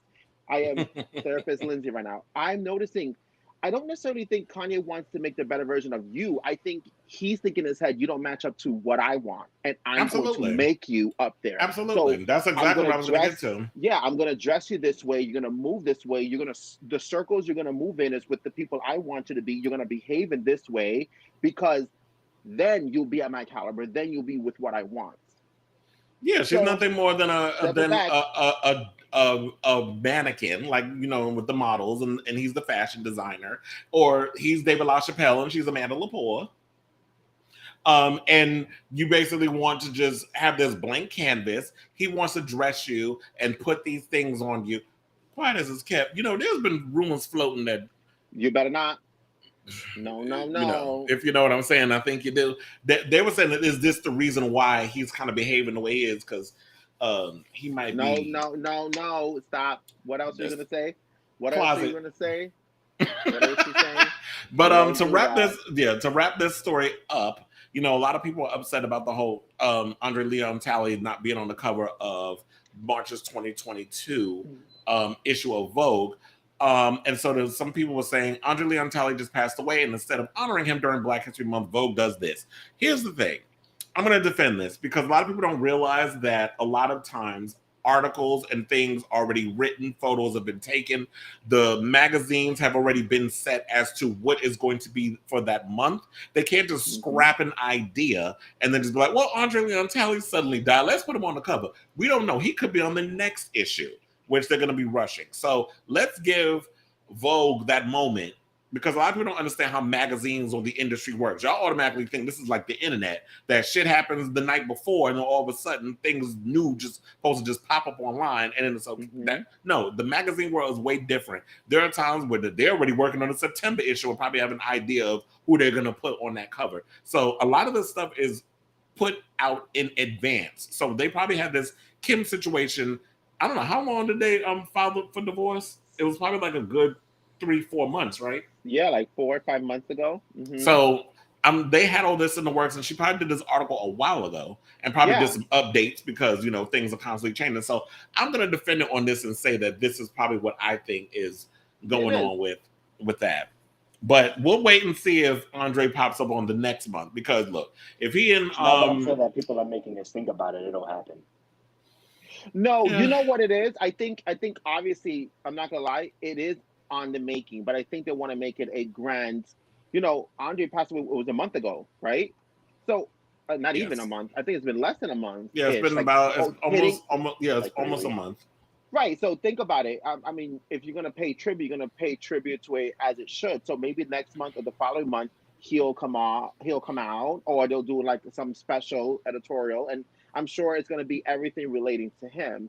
So in a matter of weeks, what would we have wanted? They released one this month in March, put his face on the cover, and then make it a 2-page type of thing. I doubt it. So, agreed. Okay. Oh, come on, background music. Oh, I love it. Like, let us mind us. Let's go to commercial.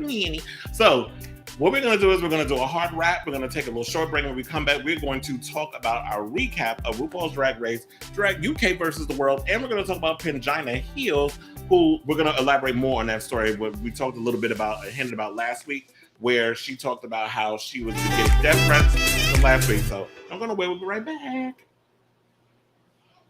Oh, that was like harsh on my ears. We still live though.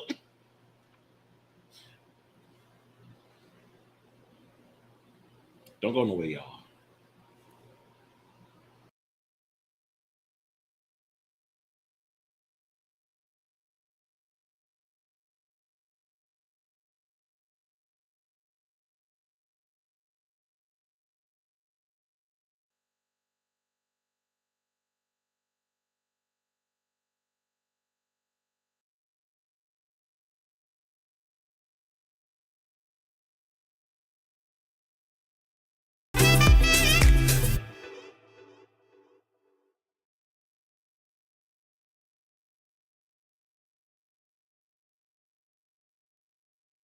How dare you? Who are you? No, wait, no! Ah, sorry.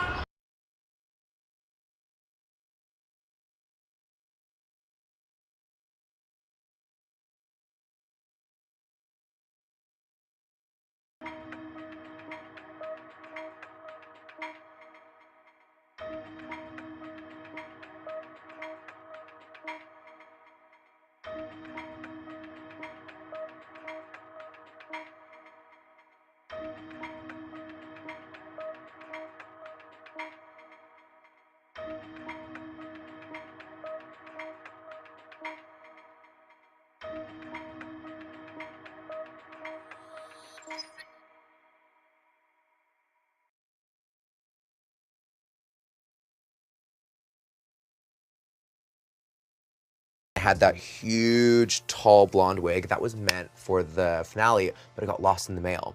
So I had a few wigs like sourced and made just in case. And one of the wigs that I had just like made just in case was this. This is me and Gottmik's favorite wig ever. And it's not because of how beautiful it is, which it is quite beautiful, and I didn't end up wearing it, and I've never worn it. We love it because for some reason, the wig designer decided to add a little bird's nest with 2 eggs. And I do not understand. I did not ask for bird's eggs or a nest. It has nothing, absolutely zero to do with the look, zero to do with me. I have never said anything about birds. Actually, I dislike birds. Let's even go that far. But yeah, I love this. I can't wait to wear it one day.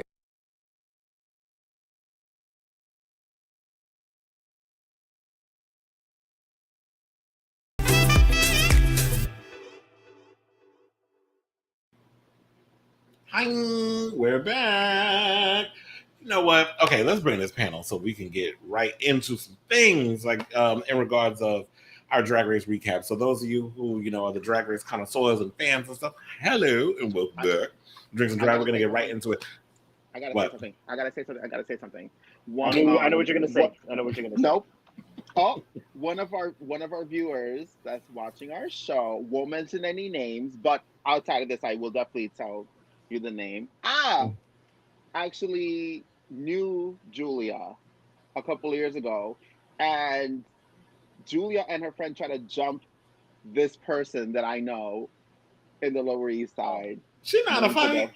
No, that's why they're laughing. Like, this cornball tried it. This person who told me was getting into it with her friend, and then I guess she wanted to stand up, and also they want to be jumpers. They want to be jumpers, and it didn't work. Well, we saw what happened when people try to jump. Did y'all see when the baby tried to jump Danny Lee's brother in that fight? Yeah, that was, girl, how you doing? First of all, pulling a high yellow boy's hair does not require you beating somebody's ass. That cracks me up. Y'all be up in here trying to jump people talking about I want to fight. Man.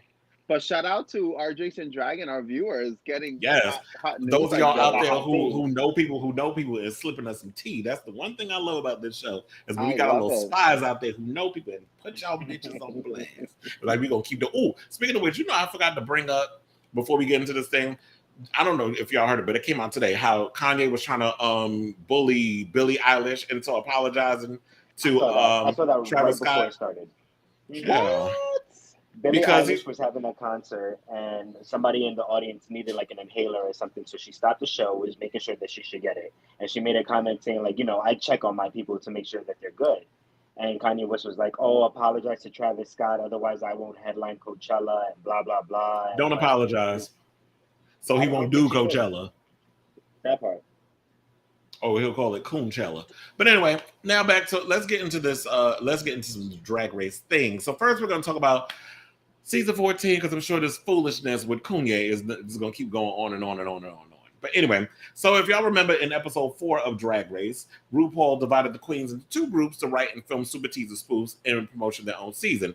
He broke the groups up yet again this week when the remaining queens were divided into groups to create public service announcements aimed at protecting the careers of our dearly departed queens, such as Tempest du Jour, James Mansfield, and Maura Hall in Save a Queen. I know I'm being dramatic.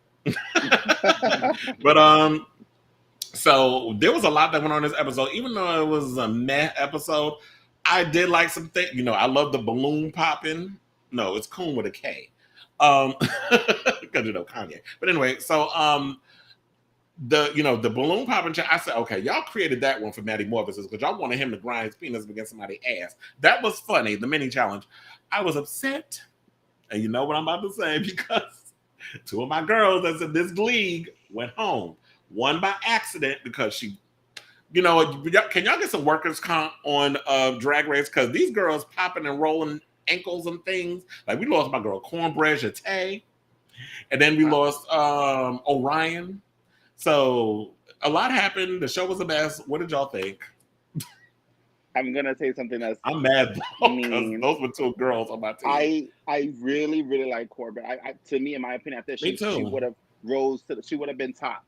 Well, that is true. 3, Sorry, by the way, that is true. According to Kris, everyone's in the closet. But what I kind of feel though is I kind of feel like she's just making this up so she can have time to reset herself and come next season. That's all I'm gonna say. So you don't think she hurt her ankle? But she said the doctors looked at it. I think she did. There was a point in the challenge last week where she like threw herself on a table and rolled off of it. I'm like, ooh, you doing the most, like. But I can see that's probably where she hurt herself. Yeah, and the adrenaline probably took over. I'm gonna need everybody to stop getting hurt on Drag Race. There's been like 3 seasons back to back now that somebody got hurt. And, exactly. That's what I said. Why is there no workers' comp on Eureka started the trend. Eureka started that trend. The doors at Eureka have opened. I thought that the challenge was cute. Like, one of those for 25 cents a day. You too can sponsor one of these queens. I thought that was so funny. That was funny. Some of the people's rhymes were funnier than the other because they had to do these little like Dr. Seuss nursery rhymes to tell their story. But overall, I thought the episode was pretty good. The lip sync, oh my god! Like the minute it started, I was just like so into it because once Georges did what she had to do and put her outfit on and took the other one off and just started peeing all over that stage, I was like, "Bitch, you better perform." Yeah, Georges was definitely sitting on ready. As far like to me, when they said who did they say was the lip sync assassin earlier in the chat? No, you're not. No, Deja, you were not. You're not it. Maury done detected that was a lie when they said you were the lip sync. No, Georges, in my opinion, gives me lip sync assassin tease. So I believe she is going to be lip sync assassin. She's going to be the one to beat in regards to performance on this show. She's a force to be reckoned with. Now, as far as the challenges go, yeah, she's not that. She has her trepidations, and I think she let it get in her head because what she said during the challenge was that there were people back at home that were saying, you're not going to be good at this, you're not going to be good at that. And I think that overwhelmed her, and that was in her head. So, Rue's always to my inner saboteur I believe that was one of her inner saboteurs, unfortunately. So hopefully she can get out of her head in future challenges. Lindsay, what did you think about this week's episode or last week's episode? I love these are one of my favorite besides Snatch Game, which I think is anyone who's a fan of Drag Race, I think Snatch Game is everyone's favorite challenge and episode and time to wait for. But when they have to do like advertisement or music videos, like this little parodies, these are my favorite types of episodes because you get to like the more like stupid you perform, the better you are and how funny as you can be. Like Angeria had me dying, her little face and little Cygnus had me crying up and down my laptop. I'm just like, this is too funny. She at first I thought when she was saying what's his bitch name because she didn't remember, but it was part of the skit, and I thought it was hilarious. But getting to see their personalities come out, and this is one of the only few times in Drag Race where you're allowed to be extra quirky and extra dumb and corny, you know, being silly. Basically, it's like, you know, when it's like the last day of school, you get to do whatever you want, no one's really watching you. I think that's your time. So instead of being in your head saying I have to be the best, just let yourself loose because that's what we want to see. Save that energy for the next task in hand, like the next challenge. It's going to be a lot of mind thinking. I loved it. This is one of my favorite episodes so far. And so what did y'all think about Ava Max as a guest judge? Oh my God. I still don't know her. I don't know her. I like that they were able to use her song. That's as far as that goes because the wig wasn't it. The critiques, I don't think she said anything conducive to anybody's like drag. She's just there because they were like, oh, we're gonna use your song, so why not have you? They chose Ava Max over J-Lo in person. Just saying. Well, maybe Ava was cheaper. Exactly. 1,000%. Because that's another thing too. Like if you're gonna go on Drag Race, I can't be coming in with these ridiculous, you know. I want to be paid $25. Child, they didn't even paying that kind of money to RuPaul. So if you're gonna come up in there and try to be getting big bucks to come on a show, like that gotta be some pro bono type stuff. You gotta be Mary J. Blige this weekend at the Super Bowl. It gotta be a freebie because they ain't got no money over at VH1 apparently. And you know I was with Viacom, so I know. But so moving right along. Oh wait. So I think we covered all the basics with the show. I mean, it was cute. I was expecting more, but look, my favorite so far, I feel like what's edging this Drag Race, because you know we got two of them on now. We got this and UK versus the World. UK versus the World is giving me what needs to be given. Some of them more so than others.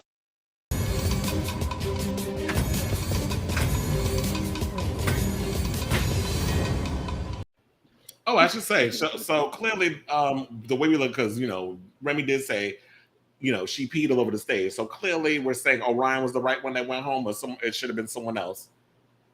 No, like, I think Orion looked cute. Like, she wasn't the best. She did look cute in her look, but the challenge, it wasn't it. I don't know why she thought that she was going to win. And in the lip sync, like the minute it started, her stuff was falling off. Like she was just, her wig was pushing back. Like it wasn't it. I genuinely like Orion, so I wanted her to win, but I had to be fair because Orion's so hot, and Orion's body was hot, not bunny. So I was like, oh my goodness, Orion, I want to meet you. If you ever watch this, I want to meet you because you're, in my opinion, I think you're so hot. But the delivery, the job in hand, and the lip sync, you failed. Like, I agree with Remy too. Like when she was in that confessionals and she thought she did that, I ate that. I was like, girl, you stiff as fuck. You didn't look the part. You was so stiff. And I get, you know, his personality. He's one of those like people who like, you know, speaks in that one tone type of thing, and it looks like he's not welcoming and whatever. But listen, that's your like, it's kind of like a Pearl thing. But even with Pearl, you know, after she got some fire lit under her butt, she brought a little bit of personality, and I don't think Orion was still able to do it. And at the end of the day, you know, Drag Race, you have but so much time to do what you have to do to get these judges to like you. You know what I mean? You don't have a month to get this together. You literally have a day and a half of filming, and you're out. So I was sad to see Orion go, but I hoped she would have had the golden ticket because she should have stayed. It's chocolate. And being that she got chocolate, the fantasy league, that means that with Cornbread and Orion gone, Kris only has 2 people left on his team, which are Willow and you have Willow Pill and you have Diabetes left. Whereas Lindsay still has Angeria, Bosco, Deja, and Lady Camden, and I have Carrie, Colby, Georges, Jasmine Kennedy, and Maddie Morphosis. Yeah, the struggle is real, but I think my golden ticket is going to be Willow. So I'll still be in the game. Top 4. I have a strong feeling. Yes. At first, I thought it was going to be Maddie, but I think it's definitely going to be Willow because Willow's going to fail at some point. But can we all agree that Willow is Rue's fave? Like, this is her fave. That is her fave person for this season. I know, like I said, she's giving me Jinx Monsoon. Like there's similarities with those two during their, how Agreed. Jinx Monsoon kind of just, she slid under the radar a little bit, and then we started to see her progress, especially at the Snatch game. That's when we was like, okay, she's a force to be reckoned with.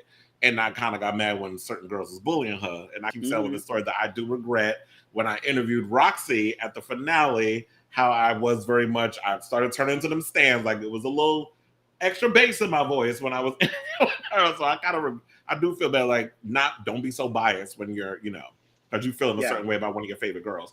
But anyway, so let's move on to Drag UK versus the World. Speaking of stiff performances, let's talk about Jimbo and that lip sync. She did 2 of them. Last week when she wound up in the top, and then this week when she wound up in the top again, they did bring up, and this was funny because when I was watching it, Remy brought up how did she throw the challenge because she didn't want to send Lemon home. Yes. And it was brought up, in the workroom. Mm-hmm. So it's funny because after this, I saw a Roscoe's video, when the queens go to Roscoe's and they start talking or whatever, and it was Lemon and Jimbo. And Lemon said that when it was happening, the deliberation, Jimbo was very much like, you know what, I'm going to save you, like, straight up, like, no matter what, because we are from the same season, we're sisters or whatever. But production was like, you can't say that. So she was like, oh, I want to say I'm going to save you, but I can't say that. And that's what made the edit. Production loves to kind of manipulate situations to make it work in their favor for good TV, whatever. But which is what I said, like UK versus the World is definitely going to be good TV, and we definitely got it in this week's episode because when it was brought up and Monique Hart was slithering into the couch and bag of chips with all of that filler and the jaw dropped and everything, and then Blue basically asked Jimbo she was the one who asked her if she threw the lip sync in Pangina's favor, which has caused Pangina, and we're going to talk about this later after we do the review, how Pangina received death threats and racist epithets on social media because they didn't like the decision of her having to send Lemon home. But y'all seem to forget, this is a damn TV show. Like, somebody has to be eliminated. What y'all should be mad about is that these girls are doing so much and not going to get much of anything in return. Like, they're not getting a payout. They're getting a damn RuPeter badge. What the hell am I going to do with that? It don't go with none of my clothes. So these girls are doing so much stuff for what? Are you implying that the badge won't fit that glittery gown you have in your closet, darling? Are you implying that badge is going to look cute on your low-ride blue jeans? Oh no, not the apple bottom jeans.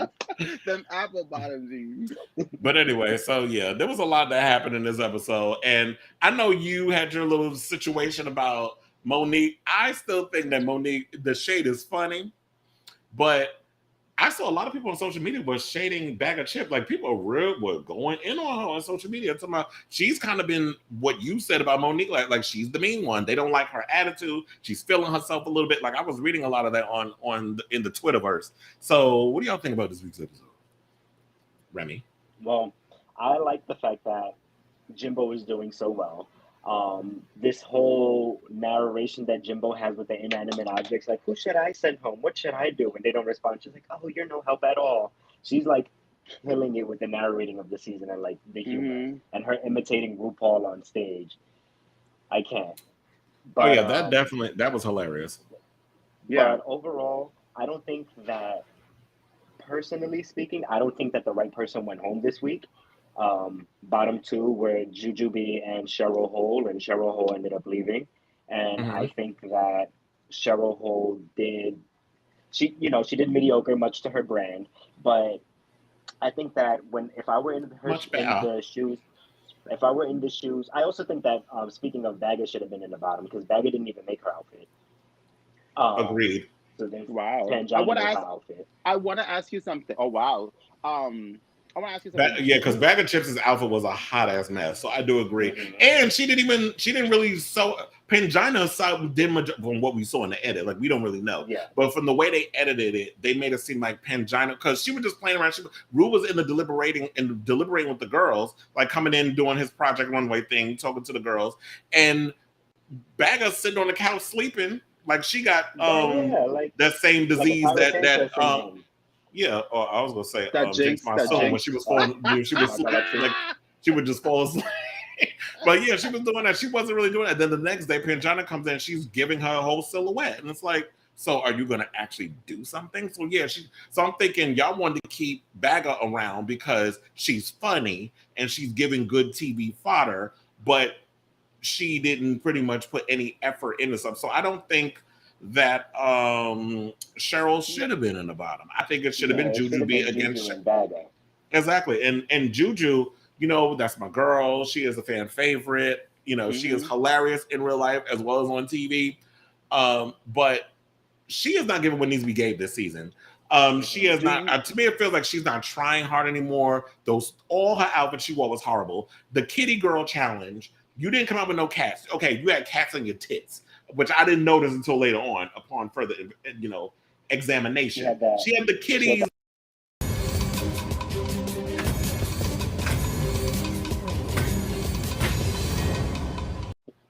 I mean, she did, but she wasn't going full on cats like a lot of the other girls was doing. I don't like to personally show my kitty out to just anybody.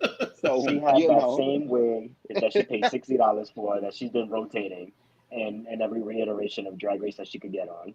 Listen, not to make an excuse of what I'm about to say, because it's what I'm gonna say, and it's a question that follows up to it.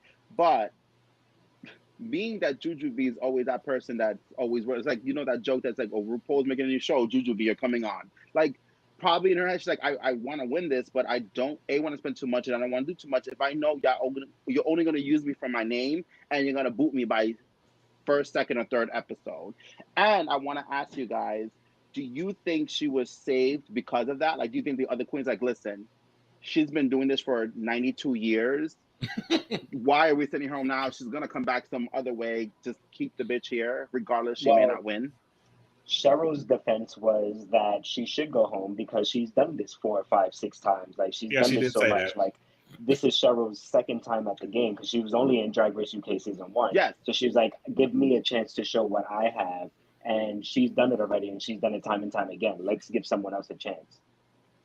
No. I know, I get that, but I'm saying, do you think that's why they still picked her anyway? Like, yeah, I don't care what you say. I'm still gonna think like, oh my God, give this old lady the opportunity to get up there. I don't know. I was taking notes. That's why I was looking down. But anyway, no, because it was something I wanted to remind myself about, so I don't forget it while we're doing the thing. But there could be something to it because, like Remy said, that that was the implication. She's been on here so long. She's been, but I guess she is a fan favorite. But to me, it's like she's not really making the effort. Like, her clothes look so basic. Like, you should know, like, if you've been doing this show forever, like, you've been, I don't remember how many, like, she's been on Drag Race 4 times already. You haven't elevated your drag. Like, your drag looks very mall chic, like very mall girl, whatever. Like, I know there have been other girls that have perfected that, but it's like your drag hasn't elevated. You didn't seem like you were really trying during the challenges. That outfit that she had, like the gap, like what did I say? I said she wasn't giving what needs to be gave, and she was, to me, she's phoning it in. That last dress, the one, because they did 3 challenges. It was the Kitty Girl, Butch Queen, and Wear It Well, and the Wear It Well, that was like to see like what RuPaul would wear. So all the girls had to design outfits that you would actually think that RuPaul would wear, and none of the outfits was given what needs to be gave. Like, to me, that dress was unfinished. It looked like she just draped somebody's quilt around her, or like a bed sheet around her. And it just wasn't working for me. Also, At one point, I've never looked better than I do now, and she looked basic as fuck. I think it was her kitty girl look, and she looked better in her finale look for the last season of All Stars that she was in. She had that orange, the very finale look with the orange, with the headpiece and everything. How you gonna say you never look better when you look your best then? Mm-hmm. But I liked there was some cute outfits on there. But also, before I forget, I wanted to bring up that I did like the fact that there was a point in the show where Blue actually talked about issues she had with her gender. Meaning like she was struggling because, I was doing drag, am I trans or this, that, and the other? And those are conversations that I don't think they talk about enough, that there are drag queens who are like, I like dressing in drag and it's performance or whatever the case is. But then when you're getting all the love and the accolades, that people kind of looking at it as like, well, am I trans? Because do I want to be a woman? Like there are those moments where you struggle with gender identity, and people try to make it seem like, well, we've heard the conversation about RuPaul. We ain't gonna go into that, but in this segment, we'll say that for another day. But where how he tries to say that drag is this and trans is this, and they don't coexist. When you hear a lot of the queens talking about that, they kind of do mesh. Like while drag can seem to be a job and it's something that you're playing with genders, there are some drag queens who kind of go through that moment of, am I trans or am I not trans? So they're figuring out through the drag if it is a part of their gender identity. So these are things that I think we can't ignore, that they both can coexist within each other. So so I definitely like that. My favorites, I will say, to wrap this up so we can get to the vagina story, because we're about to hit 2 hours. The Kitty Girl Challenge, I thought Pangina was the best look. The Butch Queen segment, I actually like Mo Hart because he was giving me Arsenio Hall and drag. And the Word Well, my favorite was Janie Jacquet. So it was overall a very entertaining episode. I'm hoping that we can get some of that with the American Drag Race, and everybody can stop trying to produce themselves and worrying about the hate and all of this stuff, which clearly, unfortunately, Pangina Hills cannot escape, because she's opening up about the vile racist remarks and death threats she has received following her debut on UK versus the World. So after a glorious start to the international spin-off series, Pangina and Jimbo were named the top 2 queens of the week. This is last week's episode. The pair then faced off in a jaw-dropping lip-sync battle royale, and the victor would be able to choose which of the bottom 2 queens, Lemon and Janie Jacquet, would have to leave the competition. So Pangina beat out Jimbo to Say You Be There by the Spice Girls, and then afterwards, because she sent Lemon home, she started receiving a lot of hate on social media, as in Twitter. So she said she received several threats online from so-called Drag Race fans who are unhappy with the decision. And Pangina says, am I allowed to block people who DM me angry messages regarding my decisions on the show? I have nothing but respect and love for every one of the girls, and it's a competition, and I had to make a decision. A short while later, Pangina was back on Twitter to say the angry messages had seemingly escalated as she was now receiving racist remarks and death threats, saying, please be kind to other humans. You may not agree with my decision, and I can respect that, but violence and threats are not okay. And I should say that a couple of the queens decided to come, well, not decided, they came to her defense. So Theresa May said, be kind or fuck right off. Davina De Campo said, not this, it's a TV show. Janie Jacquet said, stop hating on Pangina for her decision. I mean, isn't it more fun to question my talent show and live with more confusing rather than hate? Bag of Chips said, I bloody love you. Take no notice of them weirdos. And Lemon even jumped in and said, you're not my fan, in all caps. She took the Kanye caps thing. You're not my fan if you're doing this shit. So there are people who have been coming to her defense, and I agree with all of it. So what do y'all think? Oh, I forgot to mention before this. There's word on the curb that they're doing a Canada versus the world. I did hear that today. I don't know how true that is, but just keep an eye out for that and see what that happens. But anyway, what do y'all think of this story? I mean, this is something we did a couple of weeks ago.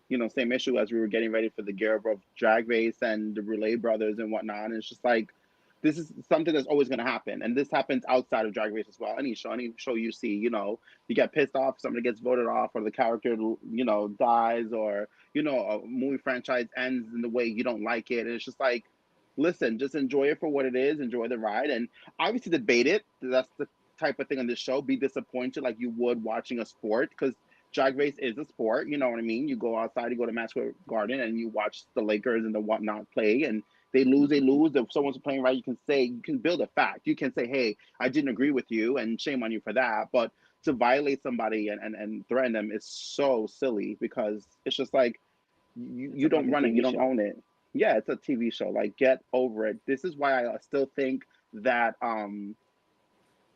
there should be like some sort of RuPaul. I'm still gonna say, even though you guys didn't necessarily agree with me, but I feel like, RuPaul should bring like some sort of advisory as the show starts. Like, listen, there's a competition, cut it out. Like, don't be, calling on these crazy queens. Okay. Okay, so I guess we are. No, I agree with you on the whole drinks and the whole situation where we could have some sort of advisory. Why not? Like, I feel like it is a responsibility of the show. Like, you should speak out about whatever situation that is going on in regards of the fandom versus what's happening with the show. Like, I don't understand, but to me, I look at it as entertainment. Like, there be times I'd be mad at people about stuff that they say, but I'm like, you know what? I'm not gonna go in and just throw shade at somebody on social media. It's like, oh, I hate your guts. I want you to fucking like. I would never be that person, because it's like, you don't know these people. At the end of the day, it's a show, it's a competition. You're mad over one of your favorites going on. So basically, what, we can't eliminate nobody now because you don't want your favorite to go home? Like, what do you want them to do? It's like, and this is why it's gotten to the point, we said this before, where a lot of the queens are producing themselves because they're scared of the backlash that they're going to get from social media. It's like, you can't really have an opinion.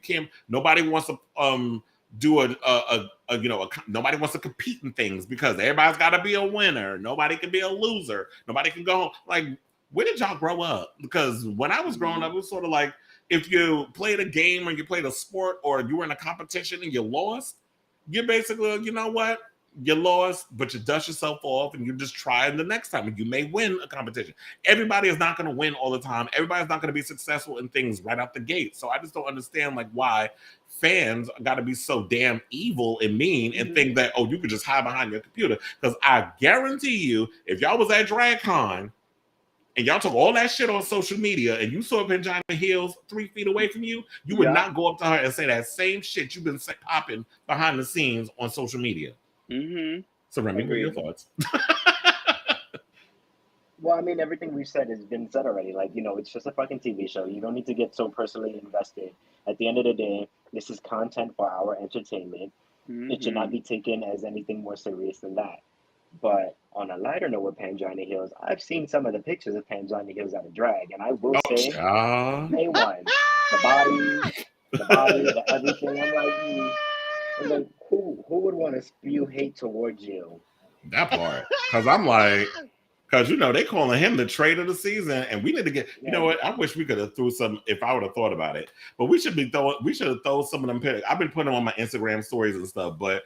We need to get some of them pictures because Pangina, honey, you can get it.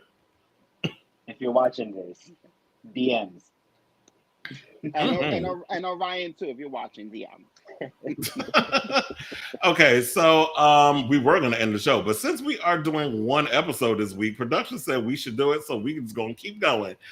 We have a segment that I want to actually start putting into the show, by the way, if we could squeeze it in.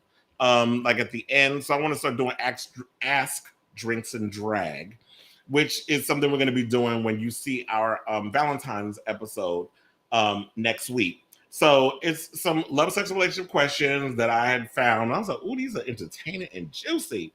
So I'm going to get everybody's advice. So a woman was shocked, to say the least, after her father sent her a gay porn video of himself having sex with another man. Now, taken to Reddit, the woman explained that she came to realize her 59-year-old dad was gay after he accidentally texted her a video of him having sex. As much as the footage left her dumbfounded and infuriated, saddened by her father carelessly texted her the tape, she said she will always support her father and whoever he chooses to love. Now, Reddit users sought the stress in response to her plea that accidents happen and her father most likely had no malicious intent in sending the video. Now, she says, my dad, who is 56, and my mom were married for 27 years and abruptly divorced 4 years ago. He moved to a different city about 30 minutes away. He has 2 roommates who are younger men. About 3 months ago, I made the discovery that my dad was gay with one of his 22-year-old younger tenants. I made this discovery on accident, and I didn't mention it to my dad. I am pretty sure he knows I know, though. The original poster said that she was initially shocked to have seen footage of her father having sex with the tenant, but as long as my dad was happy, I love and accept him and whoever he chooses to love. She did say that it's kind of like she can't, like whenever she sees her father, she can't get out of her head. But what did you think? Like, if there was a situation like this had happened where you accidentally sent a video of yourself performing, what was his name, the Isaiah dude? If y'all were having one of those moments, a moment of oral entanglement. Well, I've had it done live, and you guys heard my stories, and I think it's still up on my Be Face with Lindsay. I've told this story many moons ago. This will be for another time, but I didn't send a video. I actually was caught doing an act. So embarrassing. But real quick with her, I think the fact that she wrote that in and she was mentioning, I think, what great of an outcome, because it could have been the other way around where she would have been so devastated, went crazy and traumatized by it. At the end of it, I'm glad that she's supportive. You know what I mean? I think she's not happy that she saw the video, but that she's being supportive. Good for her, and I love that. Mm-hmm. This is what we mentioned earlier in this episode. What a way to bring this and end the show for tonight. It's crazy how that is my fear. I accidentally send someone or post a video or a picture that I don't want to see, because just like Jujubee, I don't want to be showing my kitty out like that. I mean, I'm glad there was no slut shaming. I'll tell you that much. I personally, I don't think that it's never been a thought that crossed my mind, because when it comes to those things, I am so careful, because I would not want to be a Nelly and post something that I shouldn't be posting somewhere, or sending it to someone that I shouldn't be sending. And yeah, I don't know. I think I would probably be a little traumatized, depending on who it got sent to. If it's somebody else that, like, it could have been sent to, that I sent it to by mistake, I'm like, oh, okay, well, enjoy the free show. But yeah, I mean, I would be embarrassed if that was me. Because I'd be like, that's why I'm like you. Like, I'm very careful. Like, okay, I know. Because the other day, everybody's like, where's the Nelly video? Where's the Nelly video? And now you want me to do your homework for you. I was like, look, here, I got the link. I'm going to start. I was all up in Facebook Messenger, because I put it on Messenger, Facebook in the comments. I've not seen like any little thing they see algorithm, they want to block you for 30 days. So y'all not getting me that way. So I was in the message and they were like, oh, it expired. Okay, well, y'all gonna have to do the work and go to Twitter and look for it, because I ain't got time. But for the most part, it's like, yeah, I will definitely, I like to just take my time and be real careful when I'm sending stuff, because I'm like, I want to accidentally send some dirty video and I'm sending it in a text or group text, like to EJ and DJ when we constantly are group texting. I don't want to, like, and I see my mother is above them. I don't want to, like, send something and then it goes to her and she's all, religion, church and stuff. And then she'd be like, what the hell is that? So I don't want those situations happening. So it's like Alyssa, your mom's going to be like this. So that's a fear of mine too. So I always try to be real careful in who I'm sending stuff to. I know, and sometimes we're not really thinking it happens. But yeah, so, I got one more. And this one is a juicy one. So, a user posted to the popular subreddit Ask Gay Bros Over 30. Basically, he says that he's got a new boyfriend. And the boyfriend basically wants to put his plans on hold because, he basically said that he booked a gay cruise, and the new boyfriend wants him to basically get rid of the gay cruise because they're in a relationship. So he says, way back in October 2020, my roommate and I booked a gay sailing cruise for Bora Bora in April 2021. The cost of the cruise and flights were nearly $5,000. It's a small sailing catamaran with 12 gay guys on it. At the time, I was single AF. Come April 2021, the borders were still closed and the sailing date got moved to April of of this year. Well, the cruise is coming up, and now I have a boyfriend of about 3 months. We got into an argument tonight over me going on the cruise. It's non-refundable at this point, and I also don't want to cancel on my roommate. He's upset, thinking that I'll hook up with people or find someone better than him, etc. I completely understand where he's coming from, but I honestly am not sure what I should be doing. So any suggestions on this situation? Should I cancel and piss off my roommate and lose $5,000? Go and tell him to just get over it, or something else? Well, honey, what I got to say is, I guess y'all gonna have to break up, because there ain't no way in hell I'm giving up I spent $5,000 on a cruise, and you want me to, oh yeah, but did she watch the completion? You shady for that, Jay. But I'm not giving him no damn, like if I spend $5,000, I'm in a 3-month damn relationship. First of all, that ain't even long enough for you to even be trying to get up in my situation and tell me what to do with my goddamn money. No, I'm sorry, we breaking up then. If the $5,000 was non-refundable, I'm getting on the fucking cruise. That part. You cannot get me off. But I mean, at the same time, it also depends, like, the severity of their relationship. You know, some gays are together for a week and then they move in with each other. So I don't know what their feelings are for each other, or what the silver lining is, like, in between that, like, all the, I don't know. But like you said, 3 months is not enough time for me to want to make a decision where I'm losing $5,000 for you to do nothing. Mm-hmm. Yeah, and he said that he has a fear of that he's going to cheat on him. So I'm like, okay, now if that's in the back of your mind, either this boyfriend that you're with has done this and this has happened within the 3 months, or there's something that's been going on where in your previous relationship, this is something you dealt with, and these are insecurities that you haven't necessarily gotten over, and the trauma from your previous relationships into your current relationship. So, Lindsay, what do you have to say? I don't. I hear what you guys are saying. I don't necessarily agree with it, because it's 3 months, so everything is still the first of. So like, this is probably their first fight, or their first real fight, their first whatever. So I would say just go, because it's only 3 months. It's not like you haven't had an anniversary yet, unless you're doing your 3rd date anniversary, like 3 months in or whatever. But other than that, like, there's nothing hardcore concrete yet. So still go and do what you want.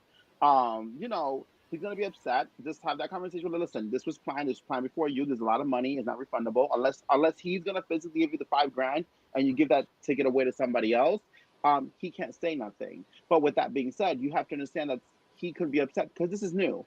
And you know how we are in our community. You know what I mean? You go to a nice little, to the islands, or you do a gay cruise, you do whatever, shirtless men, you won't be able to help yourself. Don't tell me you guys don't hear the stories. You all know what I'm talking about. And what I'm saying is, he's probably thinking, I know. It's not necessarily, this happened to me, or I've done this before. It's more like you may be tempted because you and I are new in a relationship. That's like having a boyfriend for a week, and then he's upset that I'm going to go with friends he hasn't met, let's say with you guys. You guys have been my friend the longest, but he may feel some type of way that I'm hanging out with 2 other gay men. Like, what are you guys going to do? What are you guys talk about? Like, it's just a thing that it's very new, and he's just nervous. I would say just go and have fun, and let him know. Unless he's giving you the money, then you go in. Yeah, he's got to be able to trust you, because if you're going to go with you to H&M and buy you the swimming trunks, because other than that, I don't see why else you should converse. Yeah, because there's no way in hell I'm just gonna let $5,000 go by the wayside because I'm in a relationship that, if I don't even go on the trip, I mean, I know there's like, you never know what's gonna happen, because he's not an oracle, he can't predict the future, any of that stuff. But what if y'all break up a week later over something else? And it's like, well, damn, I let this cruise go by the wayside. I'm out of $5,000 in a man. So look, dime a dozen. That's all I got to say when it comes about gays. I mean, if you're real serious about your relationship, then take that risk. But for me, I couldn't do it. I'm not losing $5,000. That's a lot of money. Shit, that could have been used towards my rent. But anyway, so on that note, we are done with today's episode, or this week's episode of Drinks and Drag. Please tune in next month. Is it Monday, Valentine's Day? We have the Valentine's Day episode coming up, which we're going to be talking a lot more sex. You're going to get a lot more Dear Drinks and Drag, relationship advice, all that good stuff. So we want to continue to incorporate this in the show, because I do think it's fun. And you guys can also, in the live, chat in with your little jokes and your actual advice if you have it on there as well. So yes, once again, thank you all for watching. We all love you. Click like, subscribe, share, do all that good stuff. Bring up the Facts of Life credits, all that good stuff, which Remy just called it. Love you all. Oh, is that Miss that Penny? body. Pull the That credits angina away. Pull the here. credits away. We need to see this. Good night, y'all. No, you can. Yes, honey. How you doing? Ciao, darlings. I'll do my laundry on those abs.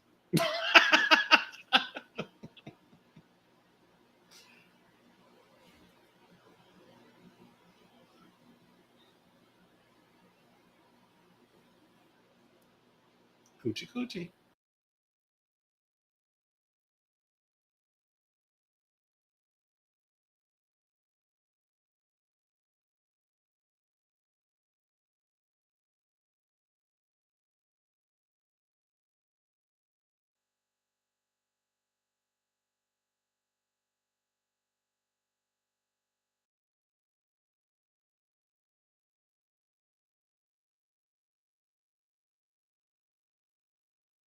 What actually happens when you give a cat catnip? Oh Lord. Addictions.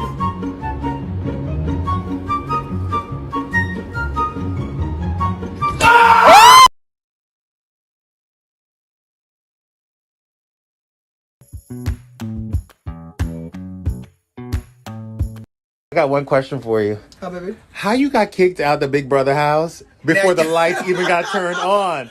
Baby, I never even had the key or the address, okay? Lies and gay rumors.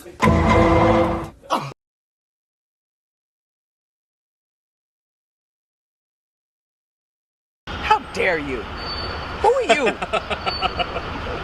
No, wait, no! Ah, sorry.